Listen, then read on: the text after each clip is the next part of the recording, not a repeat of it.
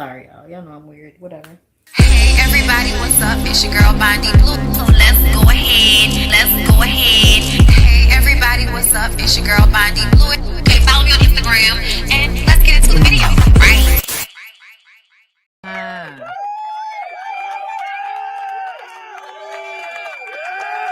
Yeah. Hey everybody. Happy Saturday. What's up? It's your girl BondyBlue, and I'm back for another live, girl. Whew, y'all see what the title says? We're about to get into some things here. All right. Before I get into it all, I'm so happy y'all are here. Okay, give yourselves a hand. Okay, give yourselves a hand.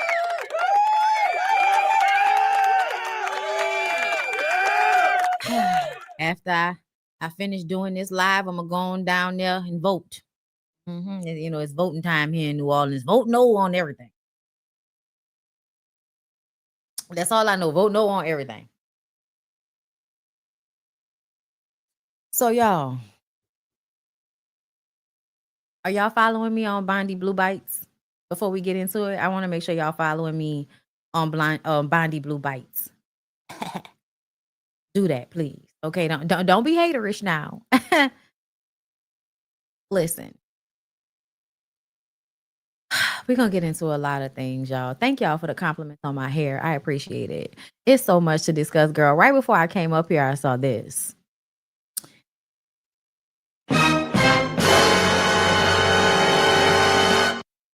If a Love and Marriage Huntsville cast member ain't gonna do nothing, they gonna find a way to get down to the jailhouse.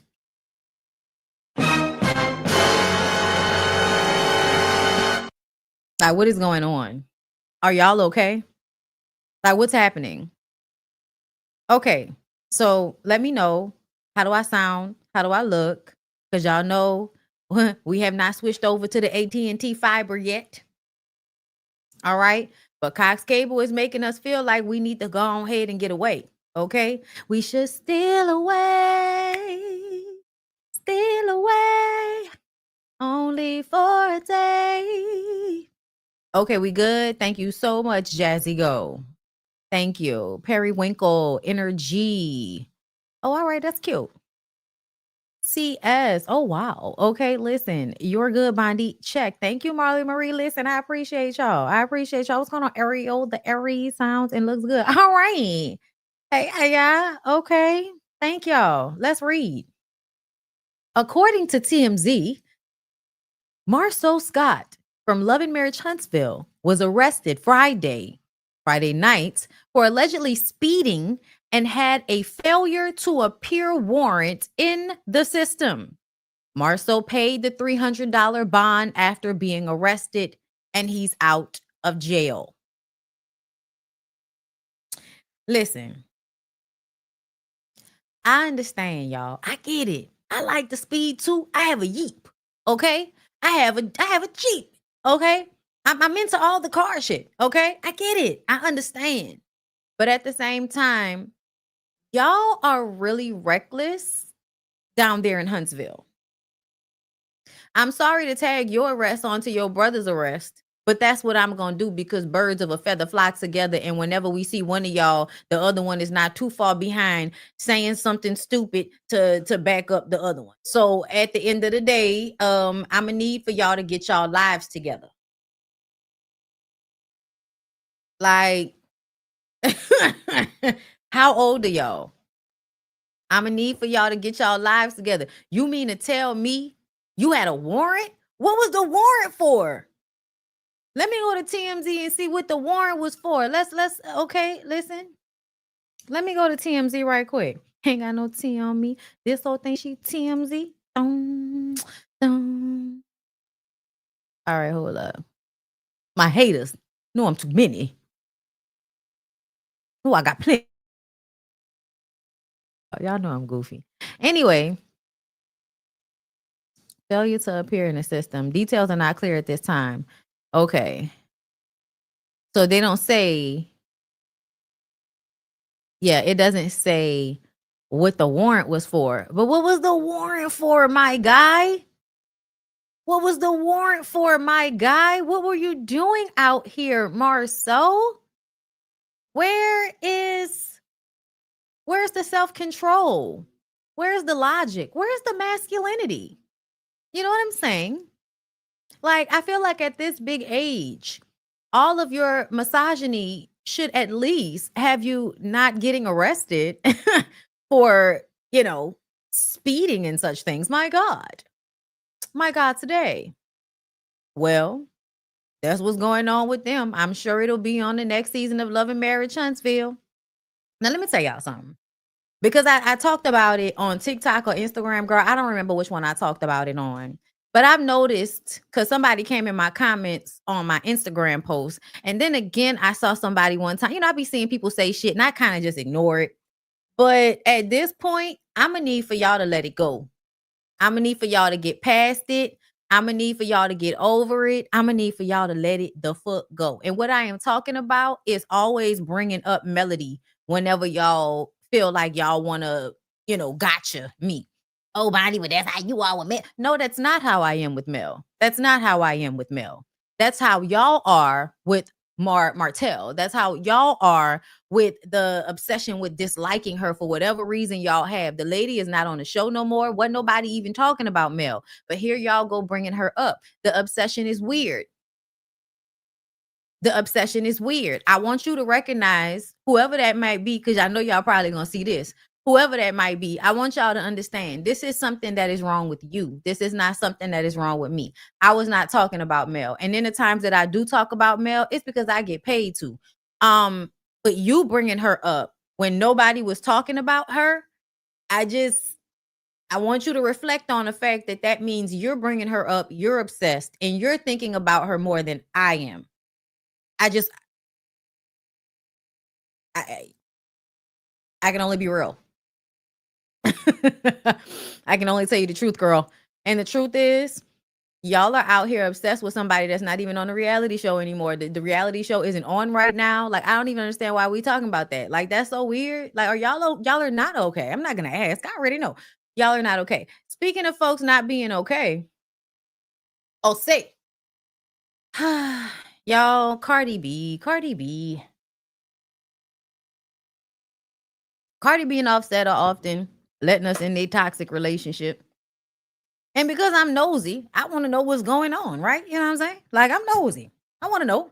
So I clicked on the post and I heard her once again cursing him out. I assume on Twitter Live, whatever it's called over there on Twitter. She was over there talking about how he ain't shit and how he ruined her Valentine's Day. And I guess the people was like, why don't you tell us? Give us some detail, Cardi. We ain't got nothing going on, bitch. We bored. Tell us what's happening. And so I believe she came back with further detail. Okay. Oh, I was right. Cardi B space. Let's listen. Let's hear. Stop calling me. I don't care. I don't give a fuck. Okay. So let me tell y'all about this fuck ass nigga, right? Tell us, girl. For the past couple of months, I've been very quiet, but I've been going through a lot of stuff. Okay. That I keep to myself. First thing first, this guy, right, is upset because I sent his girlfriend text messages of him begging me, saying he was gonna take away his life, begging me, saying he's gonna take away my life. Okay. So let's stop right there. Offset has a girlfriend. Offset has a girlfriend somewhere, even though he's pretending to slide into Dr. Cheyenne Bryant's DMs under the guise of professionalism. That was bullshit. They start off with the business so that they can end with the dickage. Do you hear me? Either way, I did not know Offset had a girlfriend.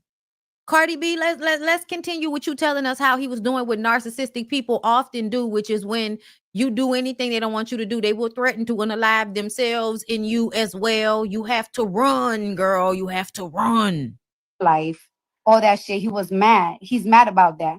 Mind you, this man sent text messages to somebody that I was dealing with me of me and him having sex. That's the type of shit I've been dealing with for the past 2 months. Every time he knows that I go out of town, he harasses me. He leave me voice notes trying to put my self-esteem to the ground. And I'm so tired of it. I'm so tired of him and his girlfriend playing games on my phone, leaving explicit. No, stop. Oh, what does this sound like? I got to come back on camera for this. What does this sound like? It sounds like Martell Holt and Ariana Curry and Melody Shree. Girl, that's what that sound like to me. That sound very similar. You stalking her. First of all, you cheated on her, dogged her out because you felt like she was, besting you in your career. You felt insecure about her. So you were trying to break her self-esteem down, but that didn't happen. And eventually she wisens up and she leaves your ass. But you were always creating triangulation and telling whatever girls you was laying down with in the interim about how terrible she is and what she does to you and all of this crying and bitching and moaning. So now the girl's anger is incited against the other woman. And they also are low-key happy to have a reason to go at the wife. And I'm, because that's what I'm using this as, the example here. They want an excuse to go after the wife because they are jealous of the wife as well. Because they know a man that doesn't really want to get divorced and that continues to neg or continues to have some type of toxic relationship with an ex, with the wife, it's because those men don't want to really leave those women. They want to possess those women, but they gonna make the other woman feel like, oh, she ain't shit. He telling you all of that because he wants you to be on his side. He wants somebody to validate his bullshit. But you haven't been there long enough to experience what the wife has experienced. So you should know your point of view, it's not that steep. Your point of view is very surface level. You don't have enough information right now for you to be on his side. And even wanting to deal with a man that is creating that type of dynamic with you and his ex. Like, why would y'all be playing on her phone together? What type of weird ass shit is that? Just think about how weak the self-esteem of the girl he fucking with, okay, the Ariana Curry in the situation. You got to think about how weak their self-esteem is for them not to see an issue with a man being obsessed with his ex once it's over. Because I would be looking at the nigga like, now, why you care? Why you still bothered? Why you still aggravating that lady? Would you still want to be with her? Because why are you in my face if you still want to be over there with her? And now it sounds like she said he sent video of when them two is married having sex. He sent that to a man that she was talking to. Is that not what Martell Holt attempted to do when he wanted to put out the video of him and Mel? Martell took it a step further, wanted to make it seem as if it wasn't him, it was somebody else, even though we all knew it was him. Trying to set Mel up for that shit on what that was, the season 2 reunion show. They was trying to set her up for that. Oh, you don't remember saying you sucked some dude dick? No, I don't recall. Everybody thought Mel was lying about that. You remember? Yeah, everybody thought Mel was lying about, oh, I don't recall. But really, it was Martell trying to set her up so everybody would think when that video came out, it was another dude, but it was actually him. Revenge porn with stuff that you made with your wife when y'all were actually happy and together.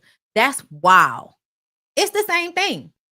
So even though everybody want, y'all want to act like I'm not being critical when it comes to Mel and Martell and that whole situation, I think y'all are slow. So, we can agree to disagree, but this is a very similar situation, if I do say so myself. Stop calling me. I don't care. I don't give a fuck. So let me tell ya about this fuck ass nigga, right? For the past voice notes on my fucking voicemails on my phone, I told this girl, hey, why you I hit this girl up before. Like, yo, I better not find out you in my house. This girl gonna tell me why you care that I'm in the house. You haven't been there for 3 years. Girl, how you gonna tell me why I'm mad that you in my house when that's my house that I bought? Are you okay? And then this nigga gonna FaceTime me with his girl. He's a squatter. Mind you, yo, you've been harassing me and harassing the men that I've been dealing with for months already. You've been harassing my friends. You send people to get my friend beat up, my home voice notes on my fucking voicemails on my phone. I really want to tell you about this suicidal. I told this girl, hey, why you, I hit this girl up before. Like, yo, I better not find out you in my house. This girl gonna tell me why you care that I'm in the house. You haven't been there for 3 years. Girl, how you gonna tell me why I'm mad that you in my house when that's my house that I bought? Are you okay? And then this nigga. The girls are not okay. The girls are not okay. I'm gonna go to Live Bites right quick and see if there is a continuation of this because Hollywood Unlocked cut that off too quick for me. Let me see. You got all these lawyers. Okay, hold up. There's more. There's more, y'all. I asked you to do one thing and you didn't do it. So now I'm going to do it. No, stop calling me. I don't care. I don't give a f. So let me tell y'all about this, all right? For the past couple of months, I've been very quiet, Okay. but I've been going through a lot of stuff. We heard that part. Okay, let me see. I've been quiet for a very, very long time. You know what I'm saying? I've been quiet for a very long time. And I'm letting everybody. Hold up. I think that was first. You got all these lawyers. Okay. Yeah, that was it. That was it. More clips might come out, child. Anyways, well, Cardi B and Offset, I hope that y'all hurry up and divorce one another because this shit is toxic, okay? This shit is very toxic. I do believe her because I felt like I did not like when she was performing and he was trying to get back with her and he basically stole her shine so that he could, propose to her. You be too young to know these things, right? Because you don't have enough experience with these types of situations in order to really gauge what you're dealing with. So you kind of, oh, I love my man. He did this for me. All of that bullshit, right? That's why I didn't like when she said in that song, and I'm fighting over dick too. And it was like, girl, no. I like, no, because they will always come back to bite you in the ass. Whenever you do too much for, do too much caping for a dude, it's always going to come back on your stupid ass, which is why if you're going to support any nigga, do it with some type of like class about yourself. Don't do it in a demeaning way. I feel like women support men in a very demeaning way to themselves. You know what I'm saying? Like you are ready to lower yourself to fight over a man that will eventually disrespect you, disregard you, and then abuse you because you don't want to be with him anymore. Like it's wild. It's wild. It is. And yeah, Cardi's young. Cardi what, just made 30? Yeah. And then when they marry you in this climate, girl, let's continue. I'm just gonna go down the line with y'all today, okay? So y'all know a lot of the aunties watch me. I love the aunties, but I have to impart some type of wisdom on y'all every now and again because I feel like my experience growing up was watching people make shit a lot more difficult than it actually has to be, and that specifically comes when it comes to parenting children and trying so hard to make sure that people aren't gay, that the kids aren't gay. Like y'all worry about that to such an ignorant level that you end up traumatizing the child. Like like you're making it worse. Like, so when they have these anger issues and they're aggressive and they can't control their emotions and all of that shit, and you wondering why, it was because during their formative years, you were blowing up on them for shit that did not matter. Let's watch. Yeah, chat. And they got girl toys. Man, that's a girl toy. What you doing with a girl toy, damn it? I don't give a damn what you had. You don't play with no girls' toys, boy. Didn't I tell you that? Come here. What I told you? Don't play with what? Leave that shit alone. Now, y'all, that was a tablet. But because the tablet had a cover on it that looked girly, it's now all of a sudden a girl's toy. And if I have to break it down for the slow people in the back, because everybody try to act like they don't know what the fuck I mean when we talk about these things. Him telling the little boy not to play with a girl toy is because the worst thing you could be is feminine, and the worst thing you can do is be gay. And as soon as a young boy has any amount of femininity, no matter whether he has discovered his sexuality or not, y'all will call them gay. That's just how that works, okay? So this little boy, first of all, I'm going to tell y'all, they're going to ruin the little boy. They're going to ruin the little boy. The mama going to ruin the little boy. And then the little girl who is smarter, the little girl is smart. So she's already picked up that all I got to do is tell my daddy that he's doing something, playing with a girl toy. He's doing something like a girl would do. And my dad is going to come in and basically yell at him so I can get my toy back. The little girl has already figured out how to use the homophobia as a manipulative way to get her toy back. Y'all saw what she did, right? Oh, and you see it's a girl toy. She went whispered it in her daddy's ear and then backed away and smiled as he yelled at her brother so that she could get that toy back. And the mama laying there like a fucking goof troop with the same smile on her face. And then when that little boy grow up and he can't stand none of y'all and he hate women, y'all gonna wonder why. Y'all gonna wonder why. This was completely unnecessary. I have seen this done in real life when I was growing up. If me and my boy cousin was playing with baby dolls or something like that, everybody, oh, that you're not supposed to be playing with no girl toy. That's a girl toy. Y'all give little girls babies because it's supposed to prepare them for being mothers. That's why y'all give little girls baby dolls. So when it comes to the little boys, y'all wonder why y'all are not raising these boys to be husbands or fathers to children, because the same conditioning to create a mother, y'all feel like that's a no-no for a boy. So how is he supposed to learn how to be a parent eventually when y'all teach them that anything that is informing them on parenting, such as playing with dolls as a little child, is feminine? Only girls are supposed to do that, which means when you grow up, only women are supposed to take care of children. And then the women are going to be upset because the men are not helping them. Do we see the connection? Did I draw it together for y'all? Like this is stupid. And then the like the way he was scared to walk up, the way it felt like if he wasn't playing a video game on live right then, if he wasn't on live, he might have yoked that little boy up over that. Yeah, I don't like it. I don't like it. I don't think it's good parenting. I don't think it's good parenting. And they got a whole bunch of goof troop motherfuckers in the comments talking about, oh, he being a father. No, he's not. No, he's not. That's not being a father. And if that's being a father to you, y'all have low ass standards for fathers. But I know y'all do. I know y'all have low standards for fathers. We already know that.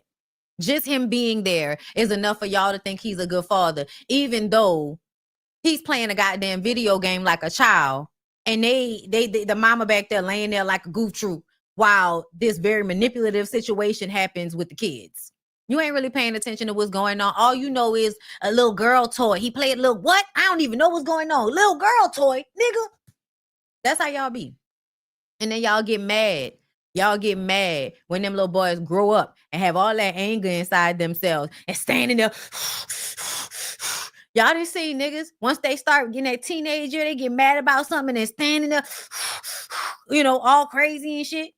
I can see this little boy doing shit like that right around 9, 10, 11, 12. Because y'all didn't already put all of the anger, y'all didn't, you know, because you don't want him to be no type of ways feminine. How that is going to be redistributed in his personality is aggression. So get ready for that. He will resent his father and hate his sister. That's another thing. That's another thing. But that's the example they showing. The little girl just learning it and learning how it works. But that's the game. She probably has seen that type of shit go on in a relationship between the two parents. The little girls just be picking that shit up quicker. So they pick it up and they copy what they've seen to their advantage. Like that's really all it be. But he gonna end up hating her when at the end of the day, the parents is the one setting the example. Let's move on. Goddamn tablet ain't no girl toy, stupid ass nigga. All right. So Tyrese and his Shayla. Y'all know Tyrese likes to post his daughter, and his daughter likes to be posted with him, but it always gives manipulation. Like, this is how we're supposed to know that Tyrese is not full of shit, because his daughter actually likes him. Child, please. I didn't recognize how full of shit my parents were when I was still that close to being raised by them either. It takes a lot of years of looking back like, wasn't that some bullshit? It take a lot of years. You got to get years in between you and your childhood before you can really see these people clearly. Okay. But anyway, she thinks she's so fly. Slow is down, youngster. I own a lot of guns. Hashtag no boys allowed. I got your passcode. Yup. Teen boys will get texts with death threats too. He's laughing and shit, but this is weirdo behavior. This is weirdo behavior. And I really want to know what the age, that was my comment. What's the age difference between him and between his daughter and his girlfriend? What's the age difference between his daughter and his girlfriend? Because in my mind, I feel like you're treating your daughter the way you would treat your girlfriend. That's, and please don't misunderstand me. That's how a lot of men are. That's how I feel like they don't know how to father girls who look like women a lot of the time. And so they just adopt these like, oh, I'm gonna be protective and all of that type of shit. So that means no boys and keeping the boys away and all of that type of shit. And it's like, why y'all trying to keep boys away? What's wrong with the boys? What are the boys doing? Are the boys doing something that the men aren't doing? Like taking advantage of young girls, Tyrese? I'm sorry, y'all, but the hypocrisy of this is really what caught me. The hypocrisy of I'm going to protect my daughter while I take advantage of somebody else's.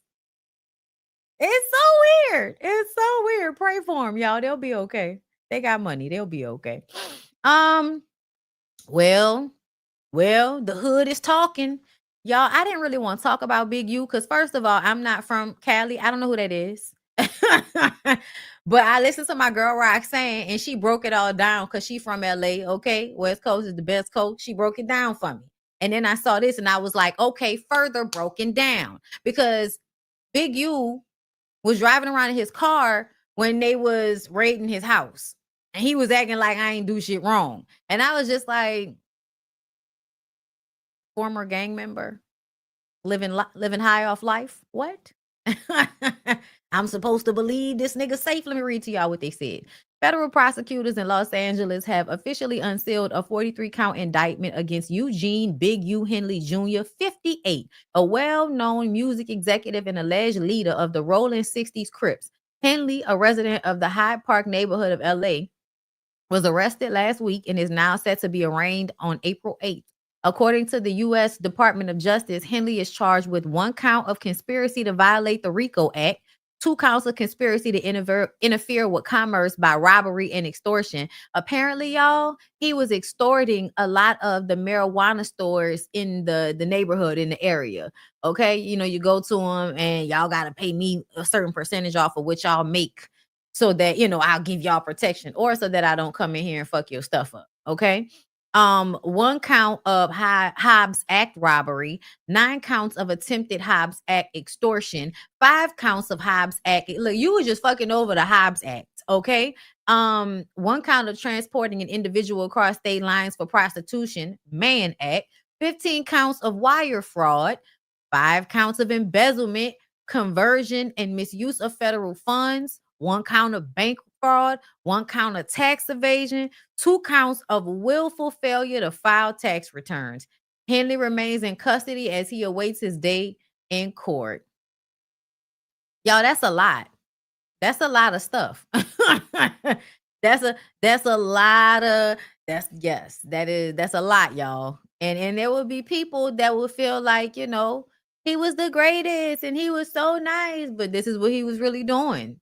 This is what he was really doing. I heard that it was the people in the neighborhood that actually started complaining and working with the FBI because it was just like, okay, this is getting out of hand. I can't keep giving this nigga my money.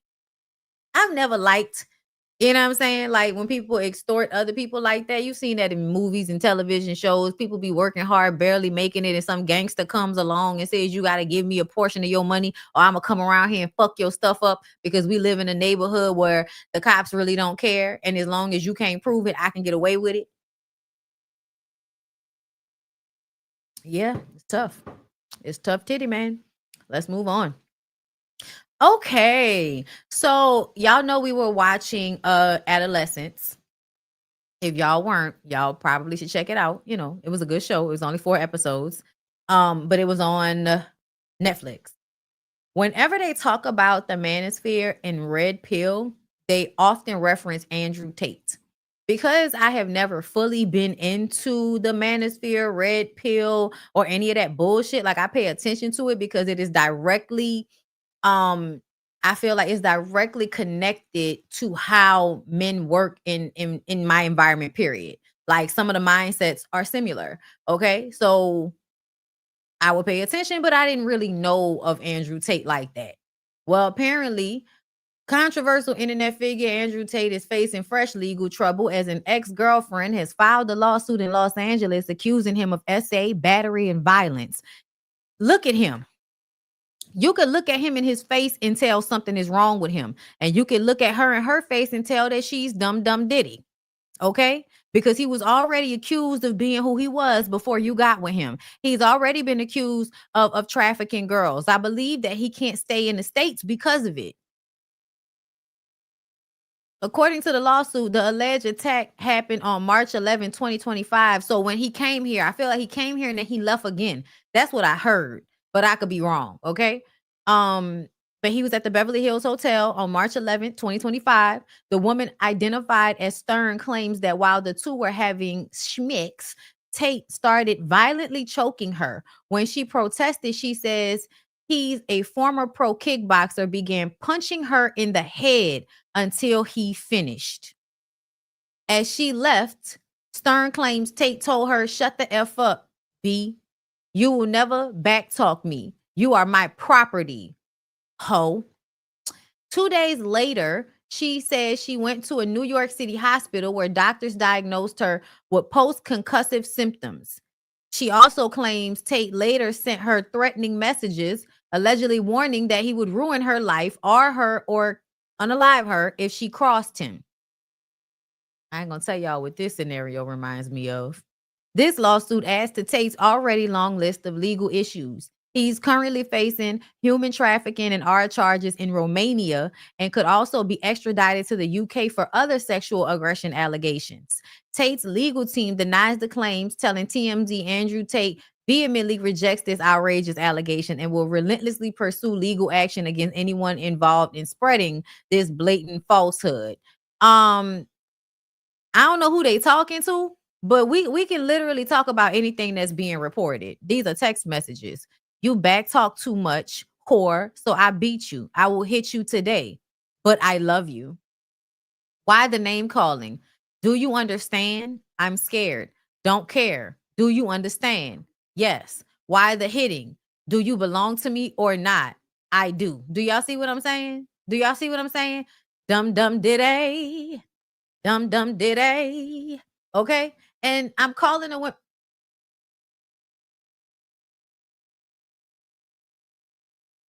I'm calling the girls dumb. I'm calling the girls dumb. But in real life, I know that a lot of women are socialized to be susceptible to this type of abuse. You could already have seen the man distributing these types of behaviors, but he'll say it's all a lie. And because there are enough people that will believe him, you will then go and allow him to choke you and punch you in your head while he has sex with you. Like, that's wild. I feel really bad for that girl because that's messed up. That's really messed up. But y'all got to know that she's brainwashed. Y'all got to know, you know what I'm saying? I don't care that I feel like she's stupid for getting involved with him in the first place, but I will also still feel like that's not okay and he should not be allowed to continue to do that. See how I could be annoyed with the woman and still feel like the man is wrong and should be punished? Y'all see how that works? A lot of y'all don't understand that. A lot of y'all feel like, you know, if the woman was at fault in some type of way, meaning like, oh, she was aware of who he was, that absolves the man from who he is. No, that's not how that works. Like a lot of y'all that, you know, say, oh, all the parents brought the kids to R. Kelly, as if that makes R. Kelly less of a predator, artist, you know what I'm saying, abuser. Like, it doesn't make him any less of that because the ways in which he got some of the girls was by their parents. Like that doesn't absolve him, sweetheart. And people will say that as if that absolves him. It is the weirdest shit I've ever seen, man. But when they tell y'all about Andrew Tate and these men and they be online saying the shit they say, DJ Academics is another one. The shit that they say online, y'all should be listening to and taking seriously instead of thinking that these are people just saying shit for clicks and views. Yeah, that may be, but nobody with sense would actually say those things if they did not mean them. Please understand that. So let's move on. Y'all be safe out here. Okay, hide from niggas like Andrew Tate. Okay. Not this one, y'all. This one. I did not know this, but I saw this and thought it was very interesting. Tanner Adele got personal on Instagram, showing her fans her struggles with being adopted, raised Mormon, and her fight to be a country music star.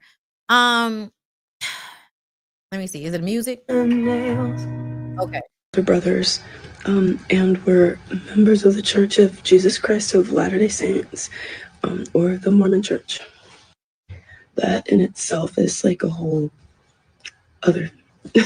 Okay, so off rip, we ain't even about to go into all of this because this feels like this is extremely long and this is not a rabbit hole I have time to go down. But I will say this off rip. You give me a woman of color, Tanner is what, biracial, or some form of black in the Mormon religion, you're going to be treated badly, but you're also going to be over sexualized because you're attractive and those men are sexual deviants, even though they pretend not to be. But that's another religion that allows for, you know, the abuse and control of women to take place as if it's God ordained. And then y'all get into these conversations with me about whether religion is a cult or not. But you have people that are involved in it, whether they want to be or not. And it is by way of a man, usually. It is always by way of a man. And Mormon religion is not just a man, it's going to be by way of the family and everybody that bullies you outside of that. So, yeah, I'm going to have to go look further into Tanner Adele talking about this. But to me, that means that she's probably been abused a lot in her life. It also means that she probably has some issues with who she is. Not always feeling good about who she is because the environment she grew up in probably made her feel bad about being who she was. And they do that anyway. They do that to the white people and they do it doubly to the biracial girls. Okay. So we'll look further into that later. Where do I want to go next? Here. Let's talk about it. Let's say, because to me, I feel like marriage is very different from being husband and wife. I feel like most people are trained and groomed to get married and have children. That's the way the world works. And somehow women feel like they're more valued. They feel like they're almost a better if you are a wife and a mother. Now being husband and we've discussed that. Y'all know I've told y'all many a time that I myself personally feel like me being married is usually a gotcha moment because people assign my thinking to someone who didn't have their daddy in their life, which is stupid. They assign my thinking, oh, you've just been hurt. No, I'm not. Have a really great relationship with my husband. He's my friend. On top of the fact that a lot of, if not most of my friends have been men or mask presenting women because I have not often got along with very feminine women. Because of that, I'm very logical. Because I've been around men more, because I've been around boys more, I do think logically. And a lot of the times men don't like that because men want you to be in a fucking fairy tale. That's how they get over on you. Wife, biblically speaking, is completely different. The way that you show up in your relationship, how you show up for your partner, the things that you go through and how you grow through the things that life throws at you is completely different than when you're just married. So that being said, scenario, you're on a boat in the middle of the ocean with your wife and your child, and it's still a young child. Both of them get lodged into the water. My wife. You're going to save your wife? Yeah. Why? It's my wife. Period. That's it. I love my wife before I love my child. And somebody said he doesn't have a child. Now, y'all know he claims Charlie. Charlie is not biologically his, but I don't think it would make a difference either way. I think that's how he would feel. And that is because being a parent without the mother is more than most men want to deal with. Most men don't want the responsibility of taking care of a child, especially a child that's missing and lost its mother. Most of these men that pretend that they should be leaders cannot handle that. So, of course, you would save your wife because your wife is more of a service to you. That child, you would have to be in service to that child. So that's why you would choose the wife. I told my husband this because, I brought this up to him. I was just like, you can't swim. So, this won't be the scenario, but please save the child. Okay. If I had a child, and y'all know I don't plan to, but if I did, because I'm not stopping it, please save the child. Please save the child. Like, what do you mean? I don't know how I would ever forgive a man if he let my fucking toddler drown. Like, I don't know how we would be able to get on in life with me being extremely distraught over not only did you let my baby die, but on top of that, you did it to save me. And so now I feel guilty for even being here. I don't always have to be a mother, y'all. I don't always have to be a mother to know exactly how I would feel. And yeah, no, I'm sorry. This is wild. And to me, this would be a signifier that no woman should have a baby with him. No woman should have a baby with him. Because that means to me he don't care about the child. It's just it's an extension of his dick. How the f could I choose my child over something or someone that created you? I come respectfully. I gotta make another one. Cause I can't make I cannot make the same woman I love. It's impossible. It's impossible. Like you can't play with love. Like real talk. And this ain't for people that's okay. So this is if this is what she agrees with, I'm not sure because it sounds like she is in agreement with what he's saying. To me, I feel like this is a man telling a woman what he knows that she wants to hear. Love is so important. Nigga, please. Whenever I hear a man talking about love, please understand that's some bullshit. That's some bullshit to get the woman wrapped up in. The woman has to be smart enough to know ain't really no motherfucking love, nigga. It's not about love. What are you talking about? Inspiring to be love or living in just bought an apartment with each other, the conversation. Nah, it's real. So I know that kid, it wasn't meant for you. I feel the same way. Facts. And you know, I got thousands of comments of people saying that's because you've never been a mother. You don't have to be a mother, baby. I just proved that to you. All of those women, they saying that, but no, that's not why. Why you would say that is because the man is the only thing that matters to you. The children are an extension of your relationship with the man. It's not about the children. It's not about being a mother. In my opinion, and this is just my opinion, a woman like her should not be a mother. You shouldn't be a mother. I don't think you should, because you really don't value what being a mother is. You value what being a man's child's mother means.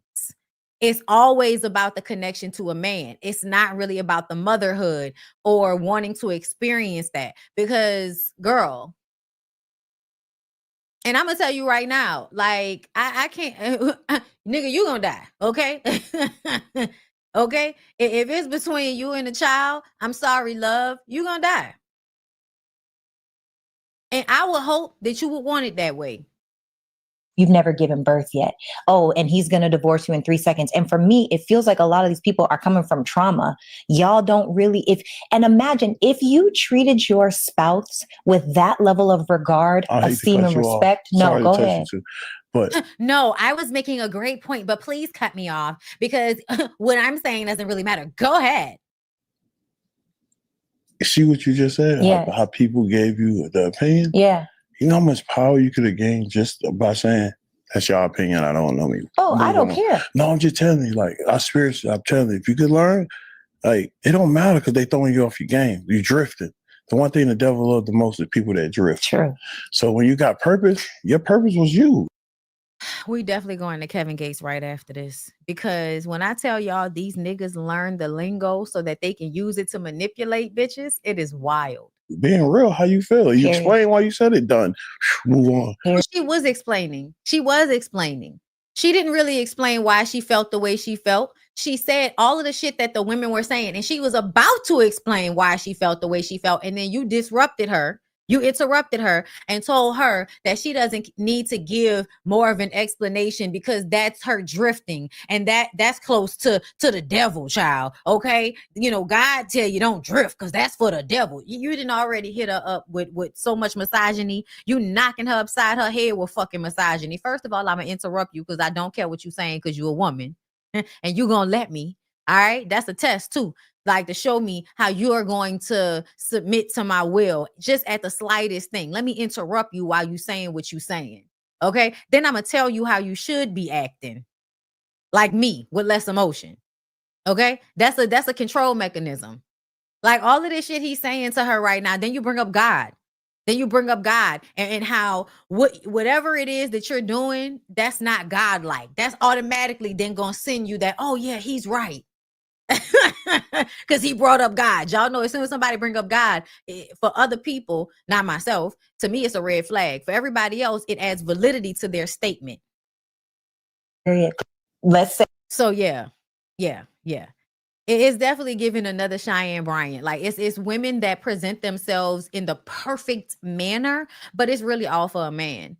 And whenever you are building your self-image so that you can get a man, it's not built on anything substantial because you can't keep anybody. And there's no amount of being the perfect version of a woman that is going to save you from a man doing whatever the fuck he want to do and hurting you in the process. So that's why you don't make all of your life decisions centered around other people, because at the end of the day, you only have you. Don't matter if you're in a relationship or not. That's why, y'all, we call y'all pick-me's and all of that. That's why. Now let's move on to some ultimate pick-me shit. Did I not save the video? Okay, it's probably on this one. No, this is from, okay, I'm gonna play this one first. Matter of fact, okay, so we're about to get into Kevin Gates and Brittany Renner. And as y'all know, if you've been watching me for a while, I often call Kevin Gates a cult leader. I went and found some stuff on TikTok in order to back up my assessment, but I also put it into Chat GPT. Hilarious. Okay.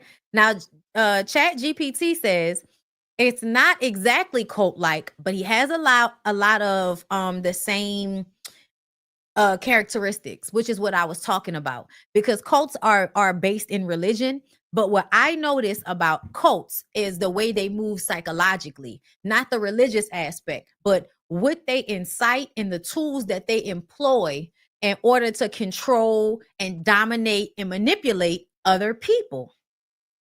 This is what I see in Kevin Gates, right? So I put it into Chat GPT. Kevin Gates exhibits some characteristics that are often associated with influential leaders, including cult leaders, but that doesn't mean he is one. Here's a breakdown of where there are similarities and key differences. Y'all ready? So these are the similarities. He is charismatic and influential. Gates has a magnetic personality and speaks with deep conviction, drawing people in with his words, much like a cult leader would. That's number one. Y'all ready? Number two, strong personal philosophy. He promotes a unique worldview involving energy, self-discipline, spirituality, and self-improvement, which resonates deeply with many of his fans. It also gives him legitimacy. It gives him something real in your perception to stand on when you believe the shit that comes out of his mouth or believe the version of him that he's showing to you. Okay. Number three, devoted following. His fans are highly loyal, often hanging on to his every word and adopting some of his views on life, love, and personal growth, no matter how tight his clothes are. Number four, and this is the most important aspect for me, mysticism and spiritual language. He frequently discusses esoteric topics like energy, vibrations, fasting, and mental power, which can sound like teachings from a spiritual leader. And what I have noticed with a lot of men that want to promote a certain image of involvement or self-control, all of that fasting and all of that shit, yeah, that's an aspect of that. Because I would often ask, like, what are you fasting for? What's the point of it? Oh, for clarity. Well, how does it change your life? What has it done to actually help you in your life? Your life is still the same. So what's the point of it? It's so that you can promote a certain image, but you have to look at the actions behind it. You have to look at how what they say matches with what they do. And a lot of people don't make the connection, which is why y'all follow people like Kevin Gates and Dr. Umar and think they're somebody that you should be listening to on a authoritarian type level. Now, here are the differences, okay? He's not attached to an organized religious group or structure. Unlike cult leaders, Gates doesn't control a closed community, demand obedience, or require followers to adopt a rigid way of life. That's not true. That's not true. And this Brittany Renner situation proves it. And this is what I have seen a lot of men, that you may not have a community or a church that you're ruling, but you find some women to rule. You find some women to require to adopt a rigid way of life. Look at Brittany. Okay. 2, no exploitation or manipulation. I don't agree with that either. I think everything that they're saying he's not doing to a large group of people, he's doing to some woman. Cult leaders often manipulate followers for personal gain, but Gates encourages self-empowerment, independence, and personal responsibility. That's also a mind fuck. Because whenever women exhibit that, you just cut them off and detach. It's the same thing as love bombing somebody, and then you start to encroach on their personal freedoms, and then they say, whoa, hold up, I don't like this, step back. And you say, okay, well, you're free to do whatever you want to do, but you're not going to have access to me anymore. So now you've created the dynamic where this person feels coerced to do what you're asking them to do, because they are still in the flux of the love bombing. They're still feeling the remnants of what's good about the relationship. So now they're willing to change themselves for you because they feel like you're so special and they don't want to lose you. Not when I'm wrong. So 3, encourages free thinking. Telling Brittany Renner to stand over there is not giving free thinking. You know who I think he allows to be freer? Drika. Drika is his actual wife, who he's been with since college. Okay. I know people that know Kevin, LSU, y'all know we all from Louisiana and are around the same age. So I know people that know him. I don't know him, just to be clear. And him and Drika were together back in the day. When you've been with a man, when they was fat, when they was unhealthy, when they didn't have all of this game, before prison, during prison, after prison, when you put in that much time, a man like Kevin will reward you with a lifetime of loyalty, but y'all's agreement will often probably work one way. Yeah, she don't have to do all of that same structural shit like Brittany Renner has to do, but I bet you any money the agreement is that she can't pop out with some nigga. She can be over there living her best life on her farm, exhibiting beautiful, glowy, makeup-free skin, looking real healthy over there, right? Looking real free and happy over there. But you still in a relationship with this nigga? With the way he move? And saying the things that he said? It's very interesting. I don't think they broke up. I think whatever they have, they probably had an on and off thing for years, but they're married. So what I think goes on is you can go and do whatever you want to do, but when you come over here, then we have whatever we have going on. But I don't ever see Drika out there with anybody. Okay? So anyway, so you can't, I don't know about encouraging free thinking. I don't know. Number 4, no doomsday or extremist beliefs. I disagree with that. Him wanting y'all to believe that he can start a car battery with his hands and y'all actually believe in it. Also, I feel like the way he used sexual energy is also another way of spiritual corruption, because I feel like sex is a way to sex is much like religion, where I feel like it's a gateway to something. It's an entrance inside to a person. If you can present them with God in a way, then you can get inside their heart and their head and their body. We've seen that a lot. That's how religion works. That's how people move like cults, because all you got to do is get inside of them using spiritual practice and you can control them. It's the same thing with sex. If you can get into a woman's mind with sex, and if you actually are good at sex, which we don't know if Kevin is actually good at sex, but it's definitely a way and a tool to control a woman through sex, which is why a lot of women have to stay away from dick for a while so that they can start acting right again, because it'll fuck their heads up. All right. Kevin Gates, the conclusion is Kevin has a strong influence and speaks with conviction, which can resemble traits of a cult leader, but he doesn't exhibit the controlling, exploitive, or manipulative behaviors. And I disagree. I disagree. I just feel like it's not being done on a large scale, but I think it's being done in the confines of these relationships. So let me play this audio of the two of them from 2022. Mean if I behave? Because you've been acting bad, that's why. So you don't miss that tongue in your. I never said I didn't. But you still be acting up. Hey. Yo, egg tastes so good, man. Wow. Yes, Lord. I eat that bitch to completion. My little bitch suck to completion. But my stuff something decent. She be sucking that to completion, yeah. It's about time. It's about time to pull over. I ain't gonna pull over right here, baby. But we gonna be here all night. You know, we go a lot of hours. Let's get off live. Well, off live? Yes. I like live. They need to know what it's hitting God, they don't, because they're like, oh my God. Because then they're gonna want it, right? Bitch, you are advertisement for the next hoe he gonna get all wrapped up in, right? You an advertisement.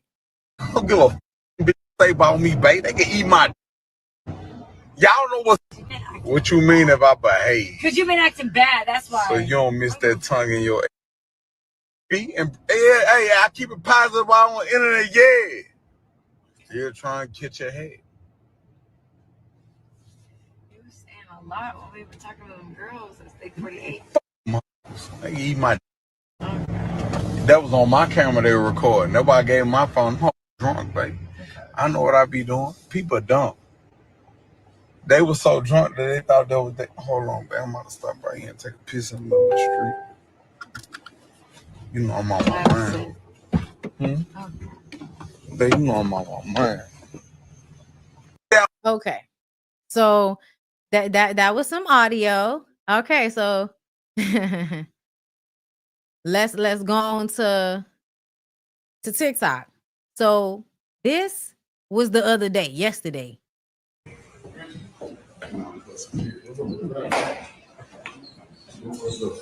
Child, she thinks she Betty Shabazz out this motherfucker. I am Lord. What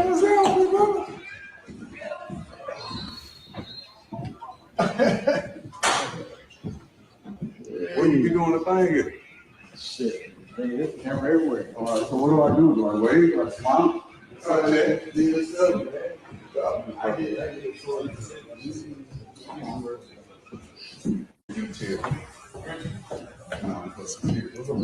Okay. All right. Okay. So her walking in like that and standing to the side the way she did, that was a sign of he's controlling me. I am being, subservient to my man. Okay. And he asked me to stand over there. Okay. So let's get into some of the clips that I found on TikTok. And I didn't go that far, y'all, but I feel like it's enough to make my point. So this is him on Bobby Althoff. To protect my energy. Again, in the same suit. I don't know if this all happened in the same day. Because protecting your energy is not a crime. Even when I'm on the phone with people, I don't say, hey, what you about to do? I'm going to call you right back. That's a lie. Hey, look, I love you. I'm about to get off the phone.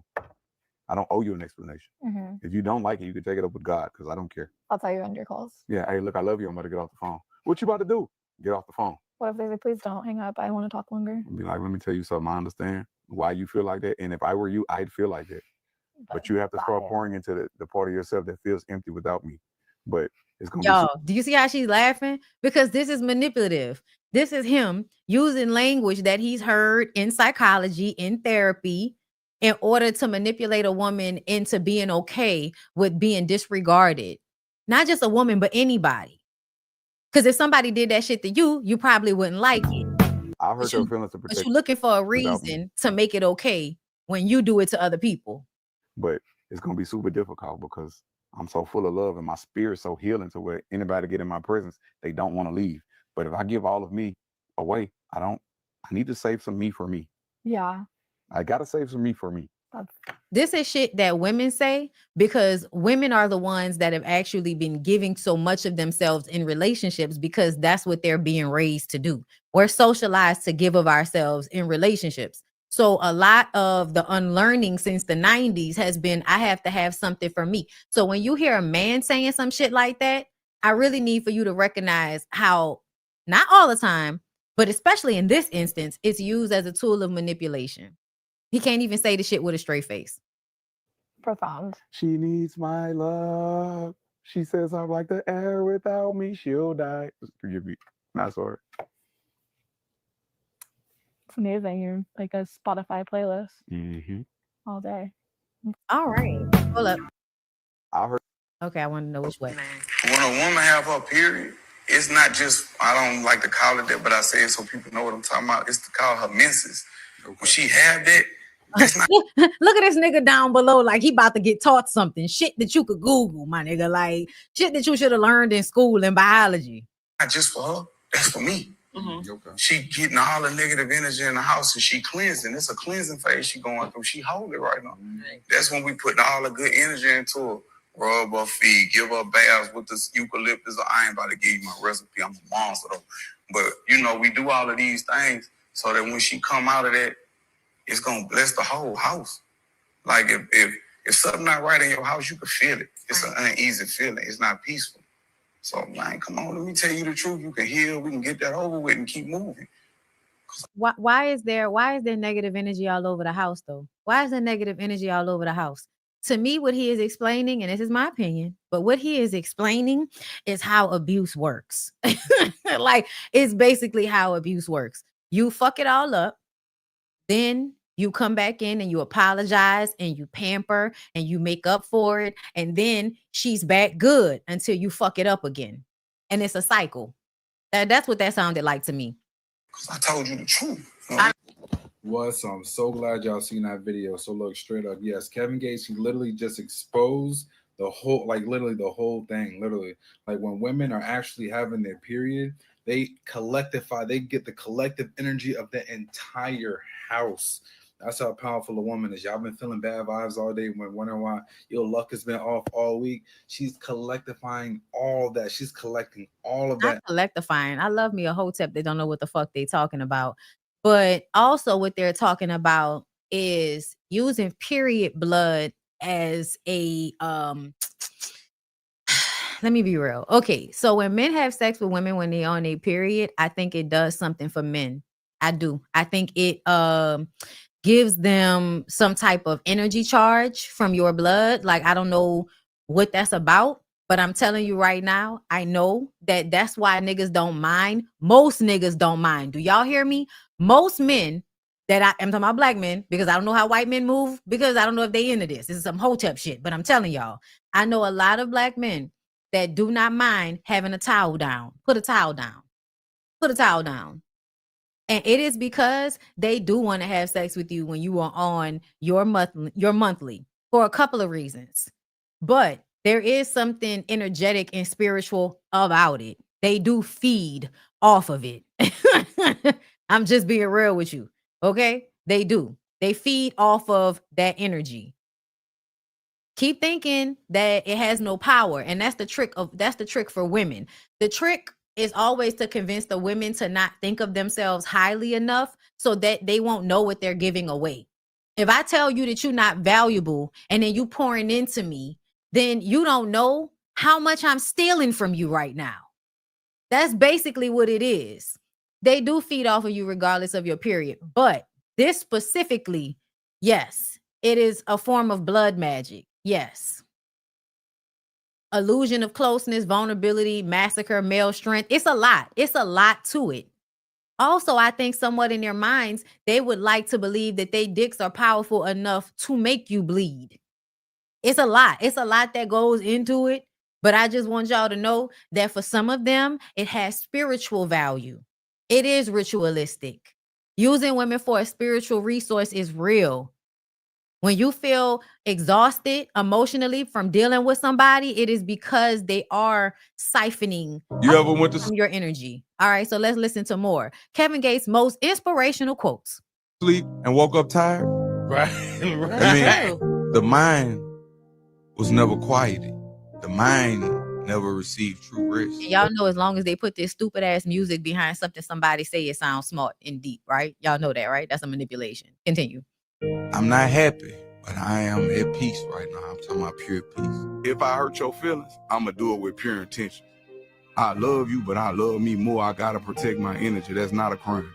When you always living to please others, you gonna always be in a constant state of depression because you never doing nothing for you. When you start doing things for you to make you happy, then you can make somebody else happy because you're happy. Right. My heart bigger than my body. And when I love somebody. Y'all see this squint manipulation. Everything that he says is a tool to use somebody. I'm just telling y'all. I could tell, like, it's all on him. It's so ridiculous that people can't see it, but it's like it's heavy in his energy that everything is a manipulation. Like when I love you, that's why I don't get close to people now. Because when I love you, I don't care about what consequences come. I'm getting up out of my bed at 3 a.m. in the morning for you. I'm gonna die for you. I'm gonna kill for you. Whatever it means, I'm gonna do this. And the love I showed people, I never got that love back. Oh man, this is a Mac if I ever heard one. I need for y'all to hear the pimp talk. It's pimp logic. And you talk to a woman and you tell her all of this shit. So you're doing a couple of things when you're talking to a woman like this. First of all, you saying some shit to her that make her feel like, oh, this nigga gonna do all of this for me. He gonna do all of this for me. And then he's saying it with such an intensity that it makes you feel like he not like that was just in your body. And a lot of girls eat that shit up. A lot of women eat it up when they feel like a man is showing this softness and this kindness towards him. But it's really just to get you to do all of that shit for him while he eventually stops doing whatever he was doing to convince you that his words and actions were aligned. Never. If you don't want me to be the best that I could be, then you're not my friend. And if I'm only your friend when I'm doing what you want me to do, then you're not my friend. Peer pressure is the most dangerous thing on earth. Next to complacency. If you associate yourself with peer pressure or complacency, you're destined for failure. A lot of people can't be alone with themselves. They can't. Right. I can be alone with myself. I don't need to talk to nobody or nothing. I can talk to myself and figure it out. A lot of people don't want to face themselves. Right. A lot of times when people see me happy, I mean, some of the most beautiful smiles had the greatest hurt. I was dying on the inside. Real talk, no filter. I was dying on the inside. You ever went?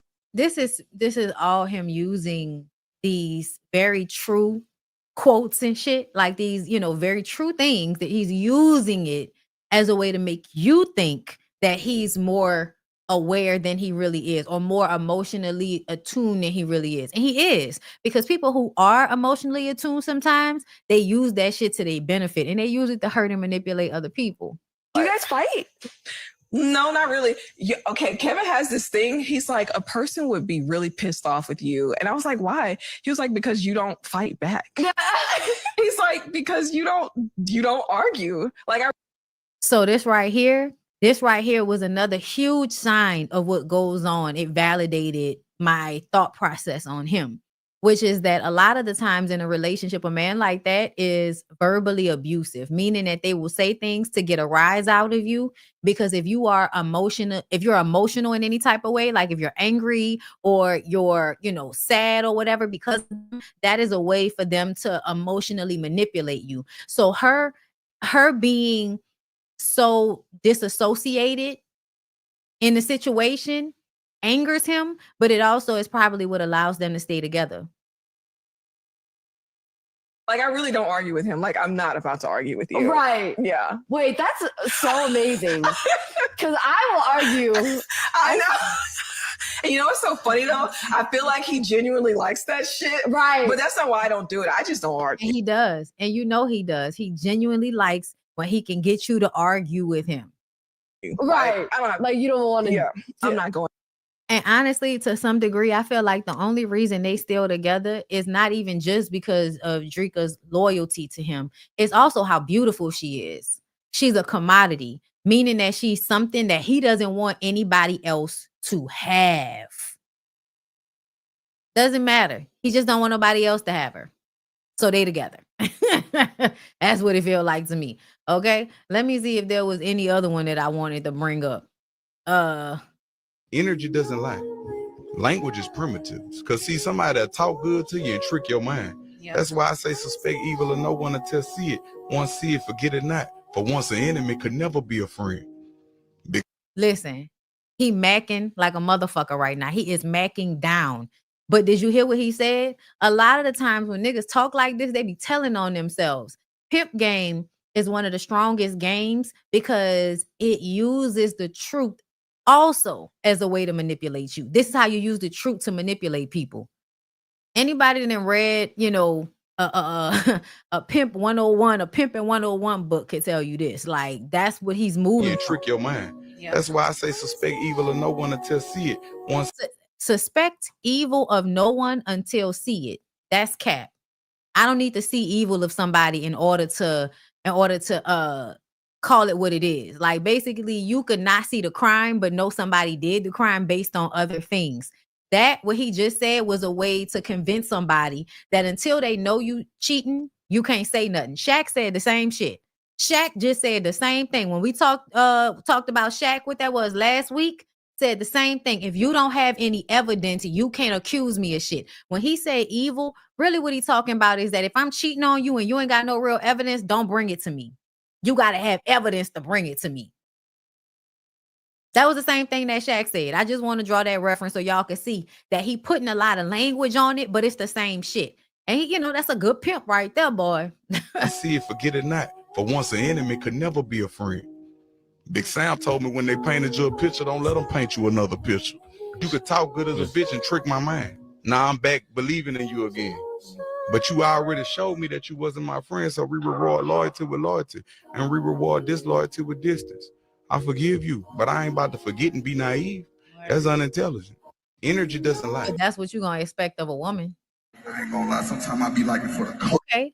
Now, this is also him. Y'all, and listen, we are nuanced individuals, but I also need for y'all to pay attention to sexual deviancy attached to somebody with a spiritual base of some type. Bitch. This is your first time ever hearing this, you know, I got a little chant that I do, a little locker room chant when I got this bitch bent up all in the bathroom, you heard me? I want you to look in the mirror. Hit that you heard me on, y'all. Y'all know when he leaned into the New Orleans accent, that's supposed to get you hoes percolating. Straight in my eyes, you heard me? And I just tell a bitch bend over, stand up on your toes, knock your knees back, baby, breathe through your nose. Stand up. So basically, do something real uncomfortable while I fuck you. And you gonna like it. The girls in the crowd screaming because that's what they want. They want the nigga to turn them around, bend them over, call them a bitch. This is very young-minded shit to me because as an older woman, I pay attention to all of that. Don't talk to me like that. Don't talk to me like that, nigga. You did not start no car battery with your bare hands. If I didn't, may God murder my children. I hate that I even spoke about that. If I didn't, may God murder my children. No, don't say that. Please, kill them today. Right now, today.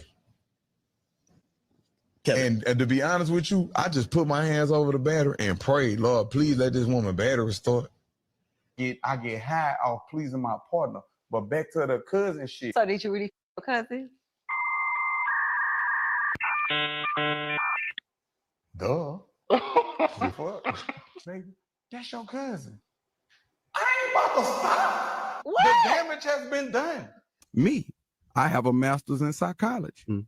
I have a master's in psychology. Oh, so you went to college and all? No, I got mine in prison. Okay. Dang, bro. How you get skinny so fast? I need some tips. Commitment. Excuse me, no. I had my shirt off. I was holding my partner baby, and his baby tried to suck my breast. Oh, God. You know how babies open their mouth and do that? Masters. I'm a fat slob. I need to lose weight. Oh, God. That was the most embarrassing shit. You think it's ever justifiable for a man to hit a female? Is it We all been there. Is it justifiable for a man to hit a woman? I can't speak for men, but I can speak for myself. You disrespect me, Lord Jesus, look out. You did not. You disrespect me, Lord Jesus, look out. What disrespect mean? What kind of disrespect we talking about? What kind of disrespect we talking about? Say this. I hate to say what I'm about to say. Just say it. I'm the most interesting person in the fucking universe. I got it out. I'm good. Yeah, I can feel that already. I hate to say that though, but it's like I be around other people and I look what they do and they're like boring, and it's like Nope, not with like you. just now when I was at the airport with my son, we was waiting on our luggage, and I jumped on the carousel and rode it all the way around. because my inner child just happened to come out right then. You Face. jumped on the carousel. Yeah, I rode it all the way around. Do you feel like you could have gotten in trouble? It's better to ask for forgiveness than permission. Yeah, but what about not asking to be on the no-fly list? Because I think that might happen. Yeah, well, if that's what happens, then we're gonna deal with it however it comes. But God ain't can't- put me here to be pussy. Okay. You know what I'm saying? I don't want you to be on the no-fly list. Yeah, if I am on the no-fly list, I'm gonna be on the get on the bus list And then or get on the train list. Okay. That's And take the taxi and the Uber list. Okay, that's just what it's gonna be. I'm happy you can. I don't overthink it. I don't do that. I don't. He's mocking her. He's mocking her, and it is hilarious, but also extremely disrespectful. I operate out of fear. I operate out of love. So I'm like, this is gonna make somebody's day when I do this. Did you?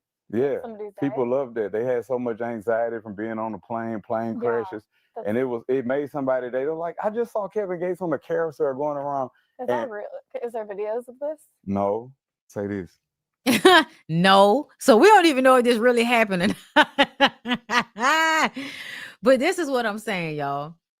What I got the most from him, and what I also learned from somebody who I knew personally, who really looked up to him and liked him, and I was able to kind of recognize how their personalities connected. And it was because the person was modeling their manipulative ways low key after the shit that Kevin says and does. So this is why I'm so I got it. I peeped it, right? He's so chaotic, like somebody said in the comments. You can't trust anything he says. You don't know if he's lying to you or not. And that's the thing that I feel like makes you not be able to trust a man like this. And then when he's talking all of that spiritual shit, and then you think about the sexual deviancy shit, and then you think about him showing up in this moment like this, no, girl. No, the unpredictability, he will gaslight you. A man like this will play with your perception of reality. And when they play with your perception of reality, they're a monster. I need you to understand that. No, for real. Men like that are terrifying. They really, really are. And it's so many, to me, women, grown women, who are so ready to be taken in by men like him because they present themselves like they about to tear the pussy up. And most of y'all be real hungry for some good sex. So you'll take whatever abuse he's talking about because you want some good dick. It's wild. It's wild, girl. It's wild. But anyway, listen, that's what I had for y'all on the Kevin Gates of it all. We're gonna take a quick little break. I want y'all to support me because I need you to. Okay, support, and we'll come back for more. Anywhere you go, give it all. Anywhere you say, anywhere.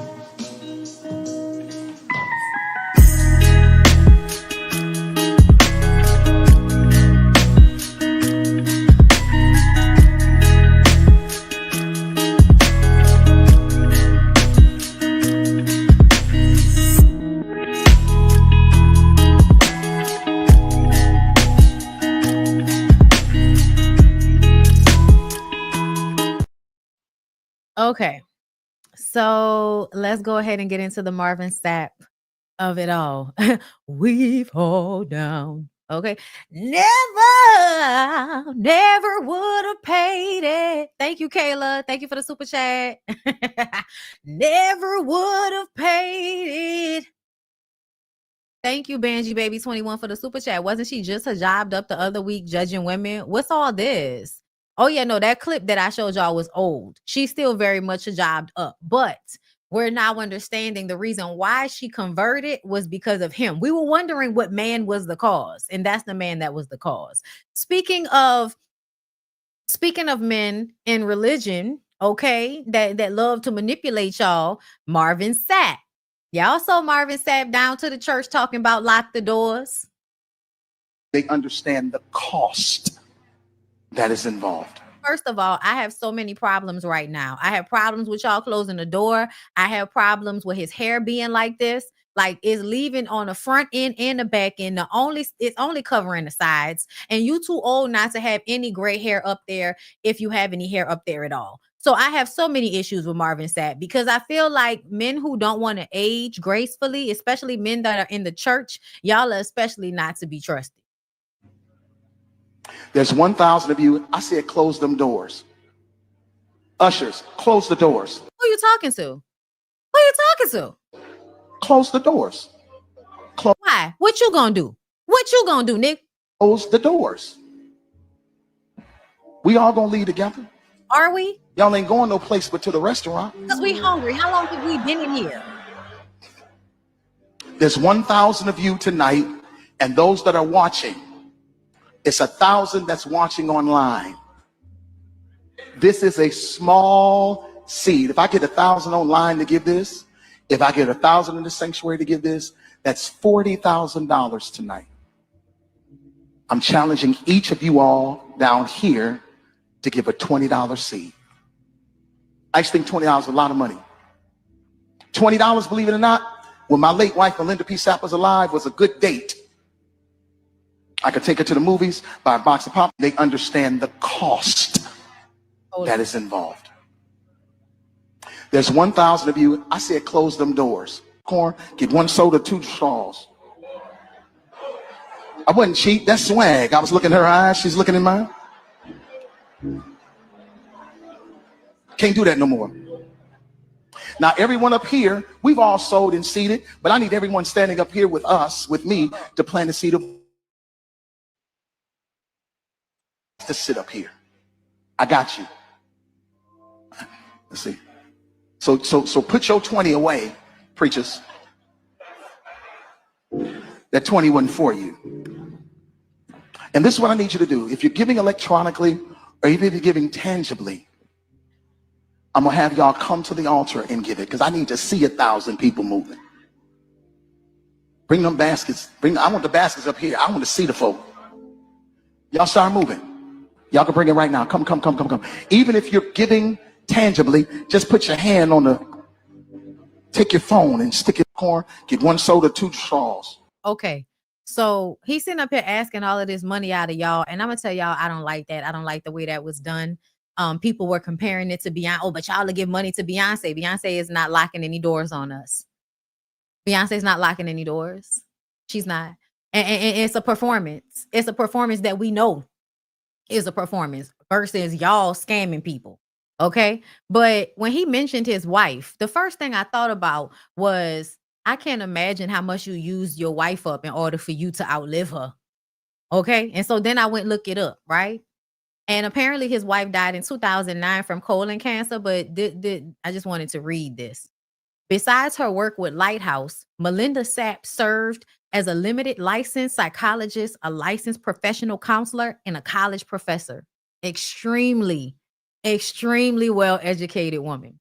In 2008, Melinda Sapp was tapped to be the first principal of the Grand Rapids Ellington Academy, though its opening was delayed. She managed her husband's career as a gospel singer and was executive producer on many of his recordings. Marvin Sapp was recorded with the gospel group Commission during the 1990s before launching a solo career, scorched the charts in 2008 with the Never Woulda Made It, The Best in Me, Here I Am, the highest position of any gospel release in the charts, 54-year history. The song speaks to those who may not feel that they have any value, but God sees their worth, created in his image and likeness. And yeah, I'm sorry, y'all. I'm gonna have to tell y'all at some point how I feel like always trying to find value in yourself outside of yourself is an issue.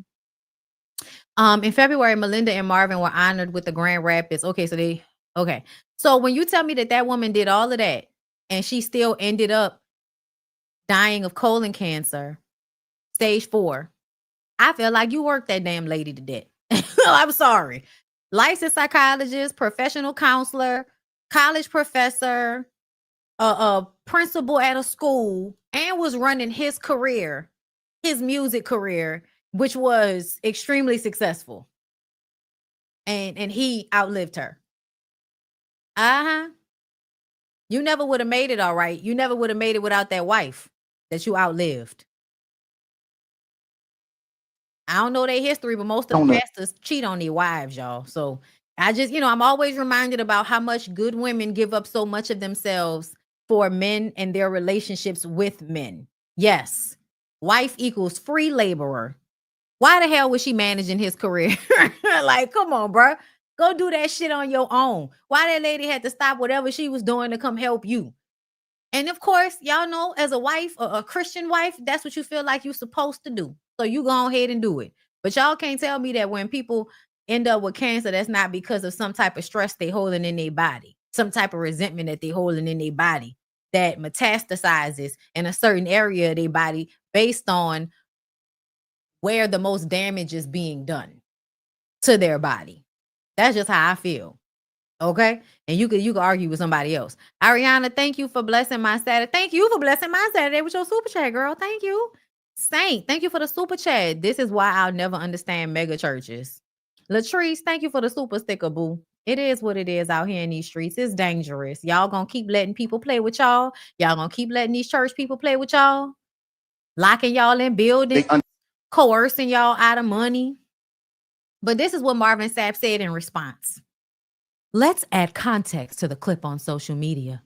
Recently, a clip has gone viral of me challenging 2,000 individuals virtually and in person to plant a seed of $20,000. I mean, sorry, like not 20,000, child, $20 during an international gathering held at a convention center with over 4,000 people in attendance that evening, plus virtual viewers. In that same moment, I also challenged leadership to lead by example by sowing $100. That evening, I personally gave much more. I hear what you're saying, but telling people to lock the doors was a fear tactic that you used.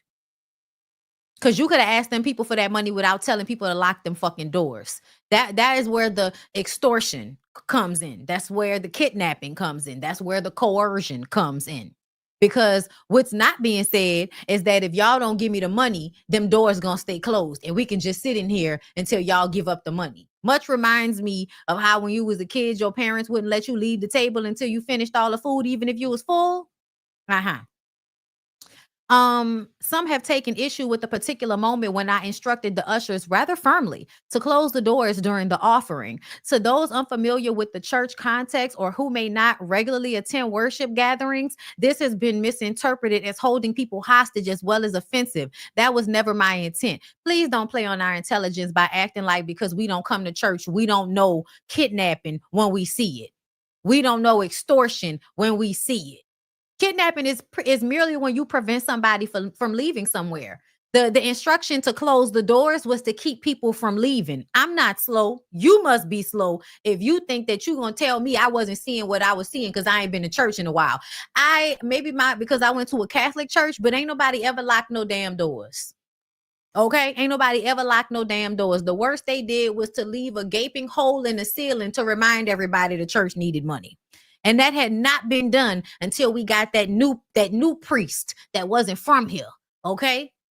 But when we had our same priest for 30 damn years, the same one that baptized me and graduated me from preschool, didn't die till when did Father Mike die? 2012, 2013, around that time? Yeah. Father Mike would have never. Okay. Anyway, let me get into the rest. The truth is, when finances are being received in any worship gathering, it is one of the most vulnerable and exposed times for both the finance and security teams. Movement during this sacred exchange can be not this sacred exchange. Boy, shut the fuck. Can be distracting and at times even risky. My directive was not about control. It was about creating a safe, focused, and reverent environment for those choosing to give and for those handling the resources. You're a liar. You're a liar.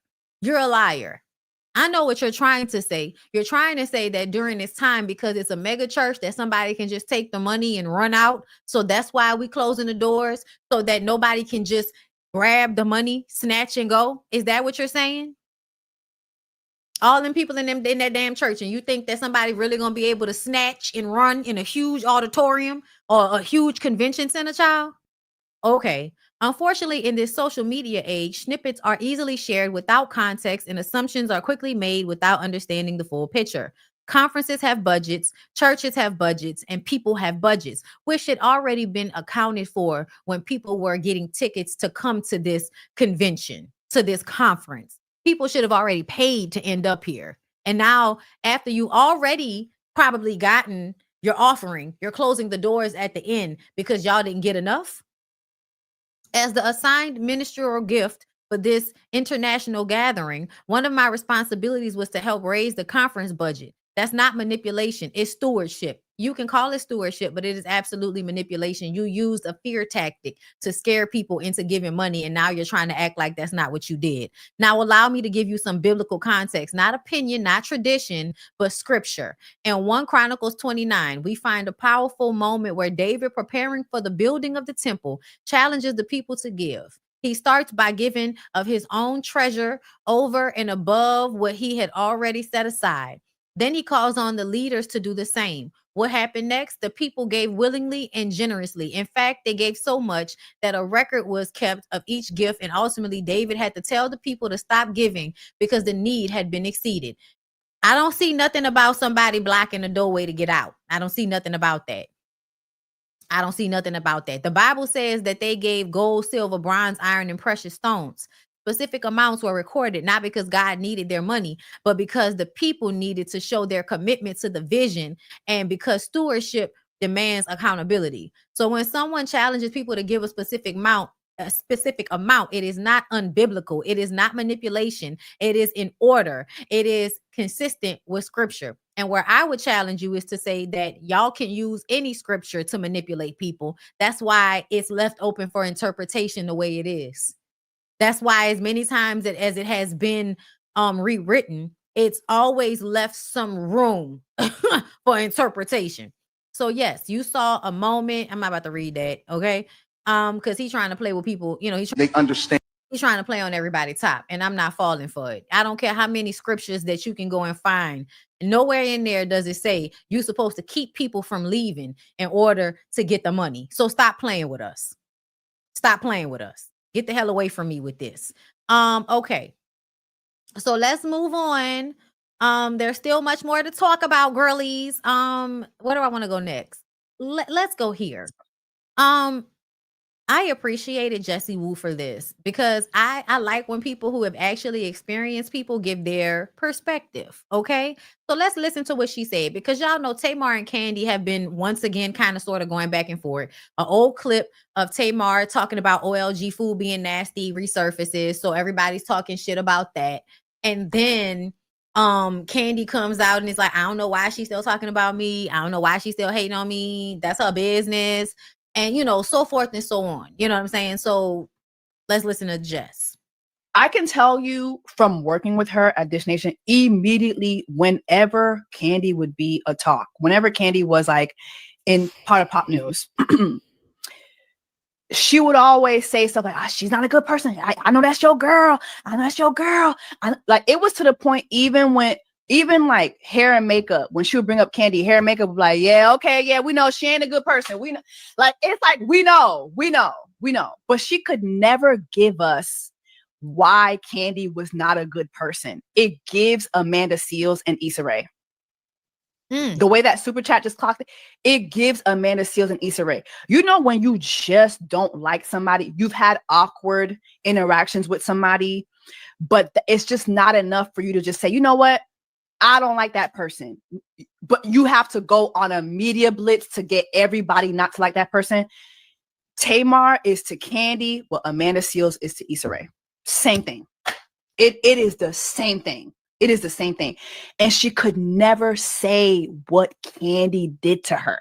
And every time I see this come up, I'm just like, what? I can tell you from working with her at Dish Nation, immediately whenever Kandi would be a talk, whenever Kandi was like in part of pop news,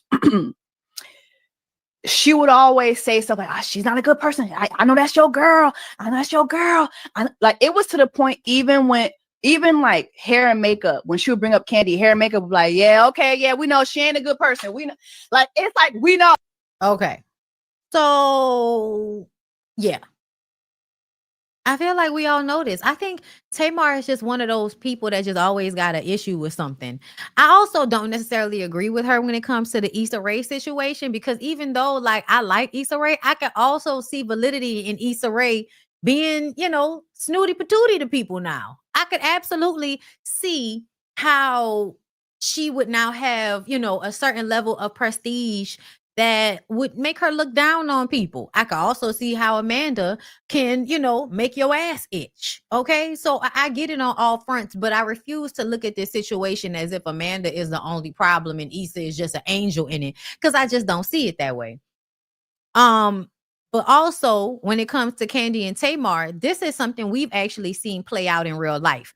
When they were on Big Brother together or whatever show that was that they did together, that's when they had their come to Jesus moment. And then they got into it again when Tamar came up to Kandi and Todd backstage somewhere and she accused Todd of trying to come at her and all of this shit when he told her, you know what it is, acting like that was a threat. Todd always says, you know what it is. And that usually means, you know, this is some bullshit that you don't need to be giving your energy to. That's normally what Todd means. Or, you know how I get down. I don't give a fuck. Like, that's normally what Todd means when he says shit like that. And the way she turned it around to make it seem like he was trying to do something to her. Yeah, I'm sorry. I don't see it for Tamar for a number of reasons. She's super talented. She's super entertaining. It's like one of your cousins that you really don't like dealing with, but they so entertaining. So you could deal with them for like the hour and a half that you be at the family function, but you can't spend too much time with them because they are fucking exhausting. And I do feel like somewhat Amanda might have a similar situation. Fun sometimes, but other times work on your goddamn nerves. Either way, I feel like, yeah, nah, it's not exactly the same. But I really don't see anything that Kandi has ever done to Tamar. I think Tamar has just always kind of been a little envious of Kandi. And, you know, Tamar might be a better vocalist, you know what I'm saying, to some, okay? But she's also not had as much success as Kandi did. I feel like Tamar is just one of those people that will always compare herself to other people, you know, inside. She may not express it, but I do think she compares herself to other people, and it makes her have a lot of venom to whoever she's comparing herself to. Okay. But I wish she would wrap it up because it just always makes her look like a sourpuss. Here she. What's up with you and Kandi? Why y'all throwing shit at each other? Yeah. Okay, so I have been pondering in my head. And who started it? Okay, so I'm not going to really get into it because I don't want to muster up the situation. Okay. So we really basically wouldn't be here if I wasn't lied on. And that's my thing. Like, I can deal with anything, but don't lie on me. Yeah. You know what I mean? So that's my thing. And so wait, when you say lie, you're talking about when Kandi said Todd did not come for you or threaten you, but you said he did when y'all had that backstage moment? So that clip came up, that was 3 years ago. And it really did something to me because she didn't choose to kind of like divert from the situation. She chose to call me a clown. And that pissed me off because we wouldn't be here had it not been for the lies. Yeah. You get what I'm saying? But what I don't want to do is continue that conversation and take away from all the hard work that I have been doing these past couple of years and make it about a beef that I actually don't have with a person currently. Does that make sense? Yeah. Yeah. Were y'all ever cool or no? Oh my God, yes. Yeah. Are you kidding me? Like the whole Escape group, like I am Eris's godmother and Tiny is Logan's godmother. So we have been around each other for like 20. So that right there is another reason why y'all might have beef. If you feel like Kandi came in on your friendship, that's definitely also another option. Okay. 30 years. Right.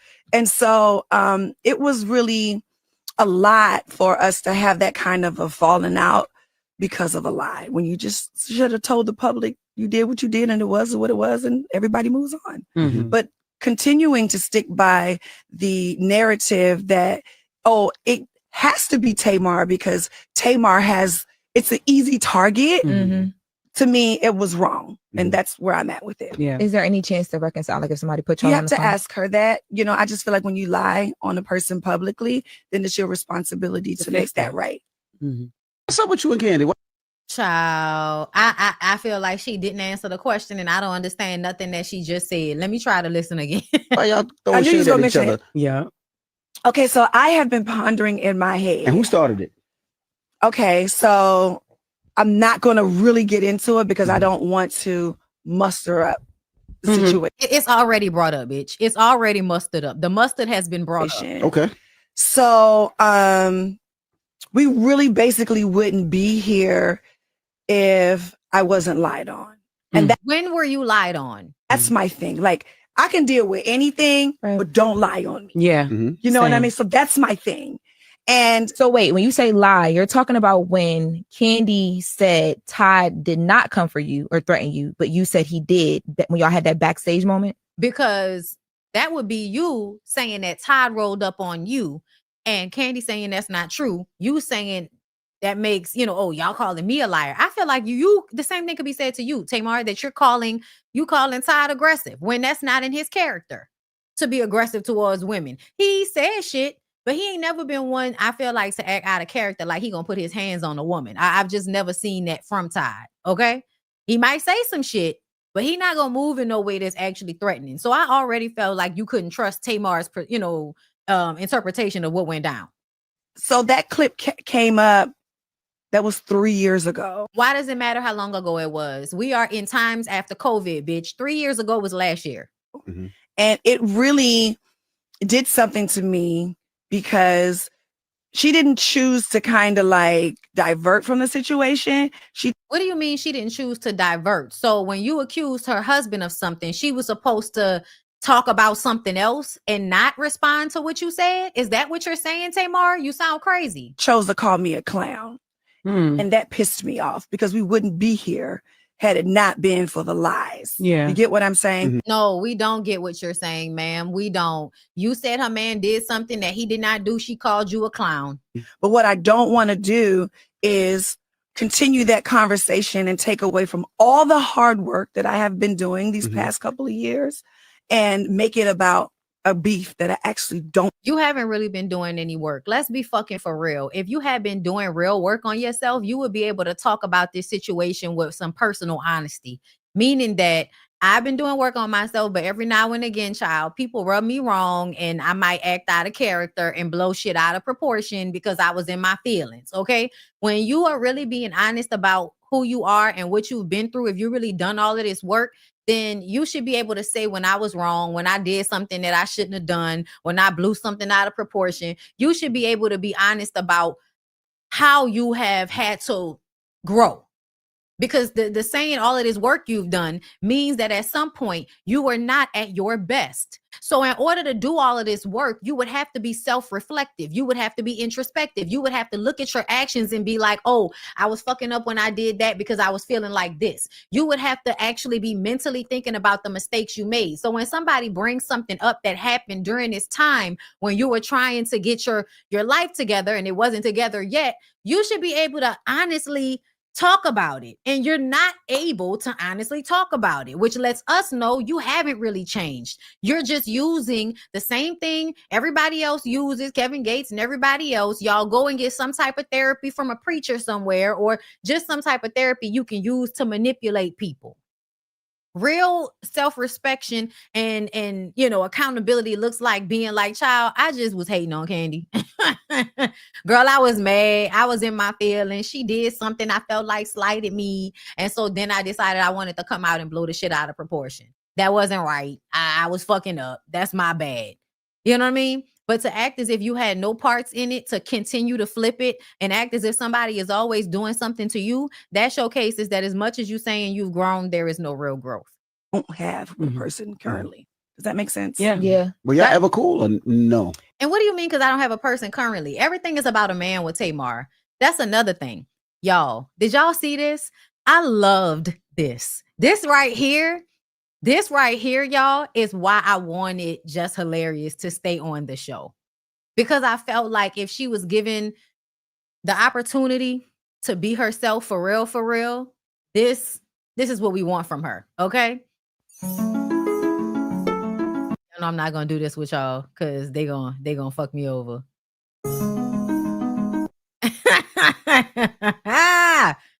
I love it. You need to give it up. Sure, you look kind of familiar. You do too, girl. Do you know about this Girl, you know about this job. Oh yeah, I definitely know about this job. I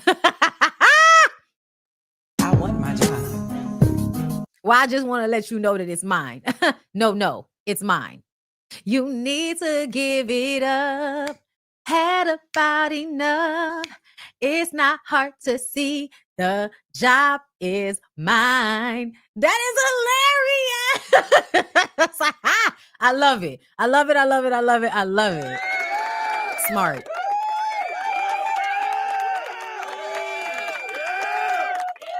Now the smart shit will end. That was smart. We love Jess in that moment. In this moment, let's get into how we got to read Jess for filth. Jess, I love this blazer. Perfect in front of too many people. That's why I will say this, and I don't care who get mad at me. I love Kirk and Rashida from Love and Hip Hop Atlanta. Okay. That is a perfect example of a marriage going through everything, and a marriage standing every test and fighting through it and actually getting through it. And that's partnership right there. That's work. Trying to look I feel like she was being sarcastic when she said the work at the end. I feel like she was being sarcastic. perfect in front of too many people. That's why I will say this, and I don't care who get mad at me. I love Kirk and Rashida from Love and Hip Hop Atlanta. Okay. That is. Y'all, I cannot take her seriously at all. Let me see. Were there other clips from that interview? Because that, y'all know, she loves to say something problematic. That was one of the things that she said, child. But I don't see that I saved any other clips from Justice interview with Shannon. But y'all know that she's male identified. Y'all know that her chip is circa 2010. She need to upgrade her chip, as my girl Erica De Niro would say. I really do think she was being facetious. I don't think that she was being serious in this clip. Child, let me see if I can find something else from the Shannon Sharp interview, girl. What is Shannon Sharp at? Shannon the Sharp. Let's see. Yeah, that's right. I don't follow this ninja. Okay. Your sister called you out for that, huh? Yeah, that heifer tried me real bad because she got fired. Why you tell her? Cause she my god sister. I've been knowing this girl since I was 2 years old. So why she tell her? Damn. Because I fired her. She was working for me. She was my driver. Listen, I didn't even have a job opportunity for her. I created a job for this girl. Right. And oh my God, it hurt me so bad that she did that. And she claimed it hurt her so bad because I fired her. And yeah, she had children, and you know. What she do? So why did you fire her? I fired her because she wasn't doing her damn job. Listen, this girl, we was on the road, right? And this girl stole my wig and my car to go do something. Go meet, I don't know if it was to meet a guy or something. We in another city. Who you know? How you know somebody down here in Florida? And why would you take my wig? I'm supposed to wear that on stage tonight. That's wild. You can still wear it that night, but she was gonna use it that day. I sure did wear it on stage that night. She gave it back, but she gonna come in there with some flowers. And you took my car, and then the security I had at the time, he liked that too, so he ain't even tell me. Oh, you gotta find. And so I woke up. Like, oh, Shay was supposed to be back. She went to go get something for you. The whole time, no, she went to get something for her. She got it. Yeah. And she probably had the wig on too. She did. I get back my wig all smelly. I'm like, what's going on? You wore a sex wig out there on the stage? Yeah. And sex somebody else sex wig. I'm like, yo, I gave her the wig after the show. Look, and you're fired. So that's it. So okay. Why y'all had to put that girl on blast for getting a BBL? BBL Drizzy. Corey Holcomb. That is a comedian that I got into it with. I did a photo shoot with my son, and it went viral. I was naked. My son was not. My son had on Jordans. The only thing I had on was Jordans and socks, and he was covering me. He was covering my boobs, my private area, and he had on clothes. And I did the shoot. I posted it. It goes viral. Right. The next morning, I wake up to Corey Holcomb calling me a whore, and you know, a black whore, and saying that my son would be gay, and this is why a lot of our young black men are gay, because of black whores like Jess Hilarious and things like that. And he was. Do you know him? I do not know. I still have not got the chance to see this man. You don't That need to was see the it. reason why I went to Wildin' Out to see this man. Wow. And you didn't, and he wasn't there that day. No, I made the show, but I'm like, thank you, Nick. But where's Corey? He's oh no, he ain't here. So why you? Because you know why I'm coming up here, Nick. Because that's why you reached out to me, because I flamed him. I was roasting him back to back 3 days straight. And that's why you reached out, Nick. You knew I wanted to see him. He said, no, but you got on the show. Thank you. You let it go now? Hell no, I ain't let it go. No, I didn't let it go. I mean, it wasn't even so much about him talking about me. You don't say that kind of thing about somebody's child. Mm-hmm. You know what I mean? You just don't say stuff like that, you know? But then I realized he don't have a relationship with his mother. You know what I mean? He doesn't have a relationship with his kids. He told one of his kids after him, he'll make another one, you know? So it's, you know, and the way he talks about his family, you know, something like, he has other issues, obviously, you know, very dirty person. Right. Yeah. Corey Holcomb.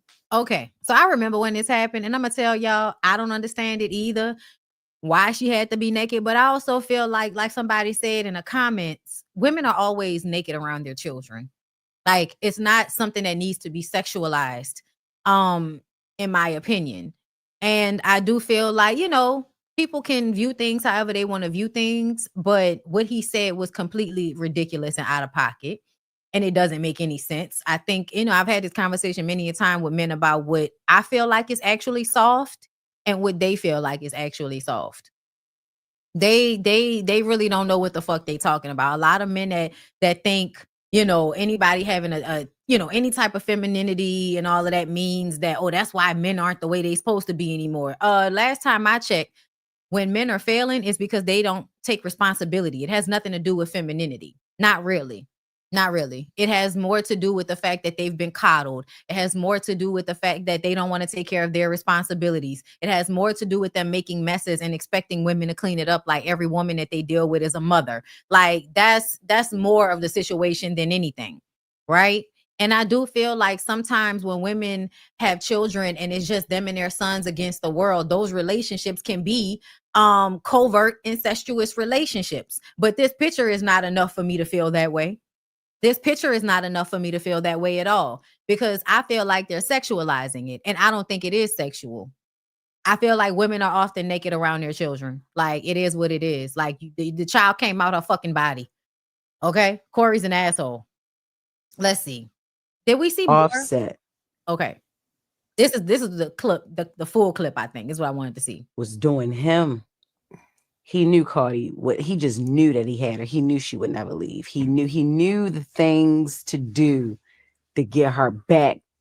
Buy 2 Birkins, buy 3 Birkins, yeah, buy you know, a Rose. He might be good for like a couple weeks or a couple months, and then you back out there doing what you're doing. You know what I mean? Yes, but then yes. when she started moving on, oh, that baby couldn't take that. Yeah. Now, he be upset. Yeah. He be upset when even like Now what they call him now, they call him upset. Yeah, absolutely. he be upset. It's not Offset, it's Upset. That's hilarious. That when certain people take Cardi's side, because I think he feels like it's a side y'all not saying. Y'all ain't saying this, y'all ain't saying nah, but we seeing what you've been doing. You know what I'm saying? We see you, and then we also hear Cardi tells us everything. Everything.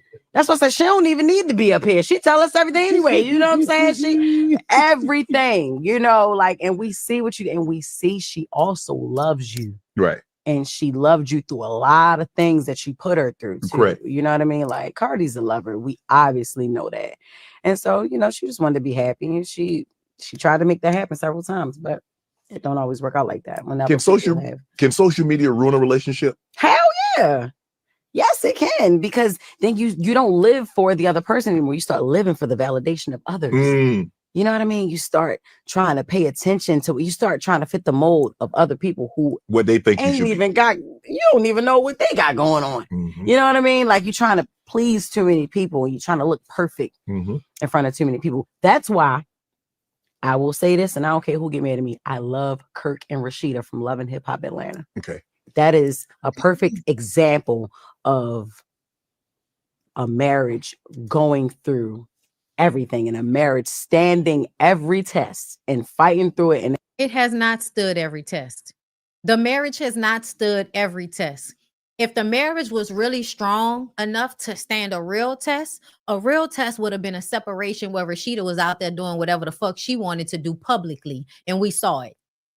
That would be a real test if Rashida was out there fucking with some woman, and it would, because I don't believe she would be fucking with some man. But if Rashida was out there and had her somebody, and it was public while she was separated but still married to Kirk. After we didn't saw Kirk after years and years and years disrespecting her on Love and Hip Hop. Yeah, it ain't no real sign. And another thing is that, have y'all not seen that? Whenever these men use your grandparents as an example of the relationship they want, that's usually a relationship where a woman has just submitted and acquiesced to being mistreated so that they can say, oh, and we still together. That's not good, y'all. That's not good. It's quality over quantity, my nigga. It's quality over quantity. I don't care how many years you've been married. Do y'all like each other? Are you happy? Are y'all honest with one another? Are you kind to one another? The way Kirk be over there still playing in Rashida's face to this fucking day on the last episode of Love and Hip Hop, talking about, is there a woman that comes in to help you ejaculate into a cup when Carly and her little gay husband was talking about the IVF process? Yeah, no, he's still over there trying to fuck with Jasmine. Why do you still want control over Jasmine? Because you still want to have access to Jasmine. And if it had not been told what you was doing, if Rod had not come into the picture, Jasmine would probably still be over there in an apartment you was paying for. actually getting through it. And that's partnership right there. That's work. And that's not really getting through it. It's called cognitive dissonance. It's called, I'm going to just let this nigga do whatever he want to do because I've decided I'm not going to leave. That's what that is. That's not perseverance. But let Rashida and Kirk tell you that they know they ain't got no perfect marriage. They know they over there on bullshit. How long in the relationship? So you were serious when you said that, Jess. That's embarrassing. Before we stop sending our representative out. Is it a month? Is it 6 months? Is it a year? Because we know we got to send the representative. Damn right. Look, what you see is what you get now. Earlier on, look, I used to talk different when I used to be like, yeah, like, so, like, what do you think? She do that in her skits too.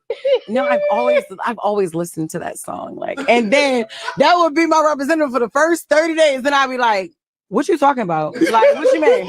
Oh, yeah, no, I never said that. You know what I mean? Right. Like, yes. Yo, and then by the time the 30 days, the representative is gone, they already in love with me. So boom. But you know what I mean? You got it. But yeah. But you followed the false pretenses. That's right. That's why I had to stop doing that. That's how men work. That's how men work. He was just saying that that's what they do. And this is how you can also identify how male identified Jess is.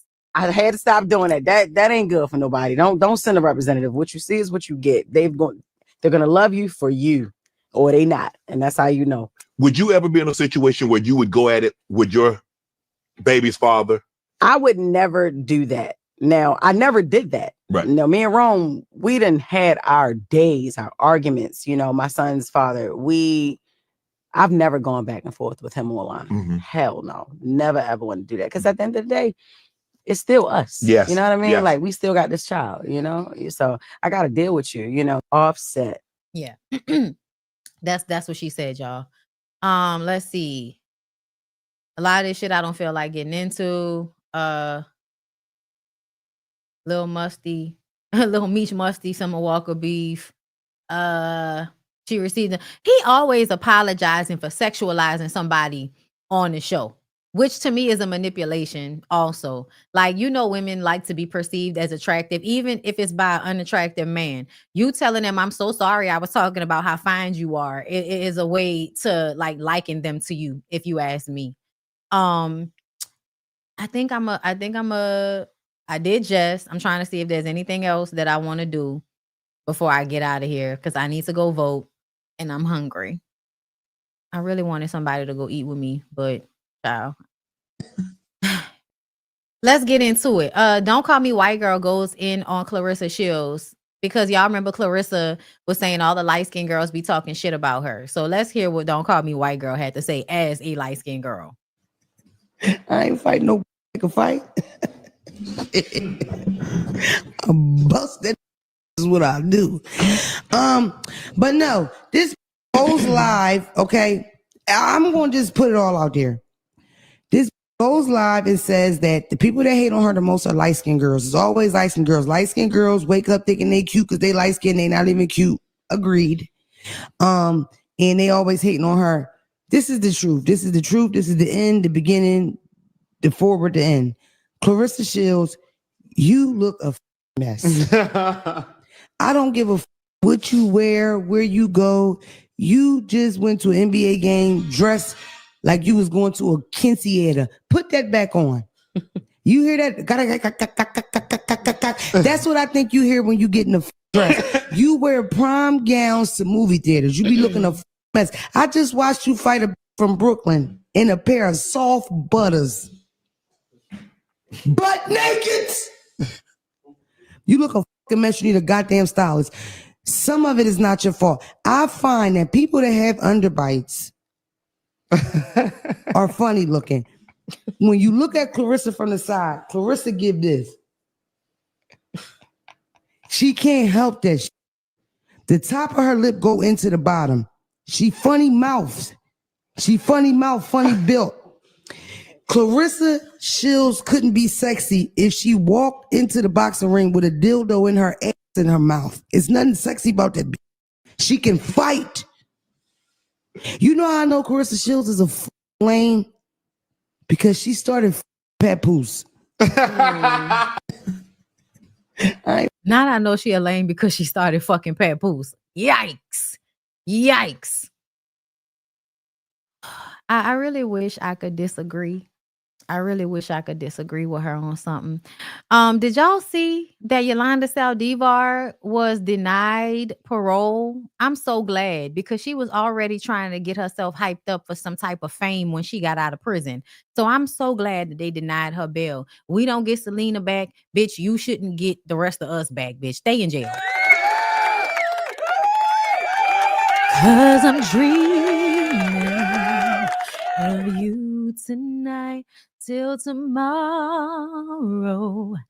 I'll be holding you tight, and there's nowhere in the world I'd rather be than here in my room, dreaming about you and me. Ah, corazón.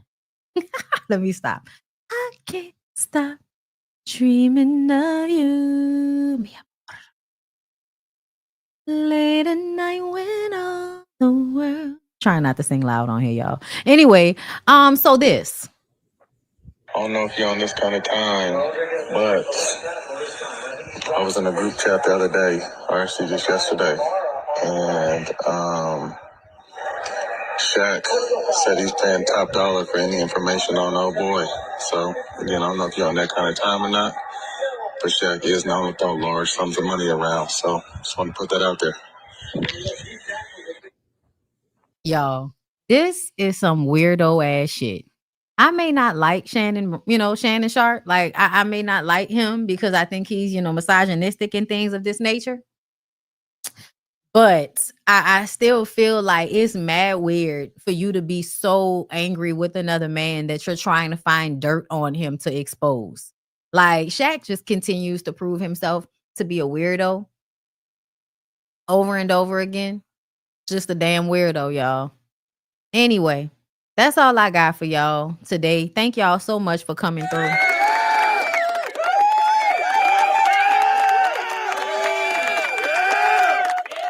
Yeah. All right. I love y'all. Thank y'all for coming through.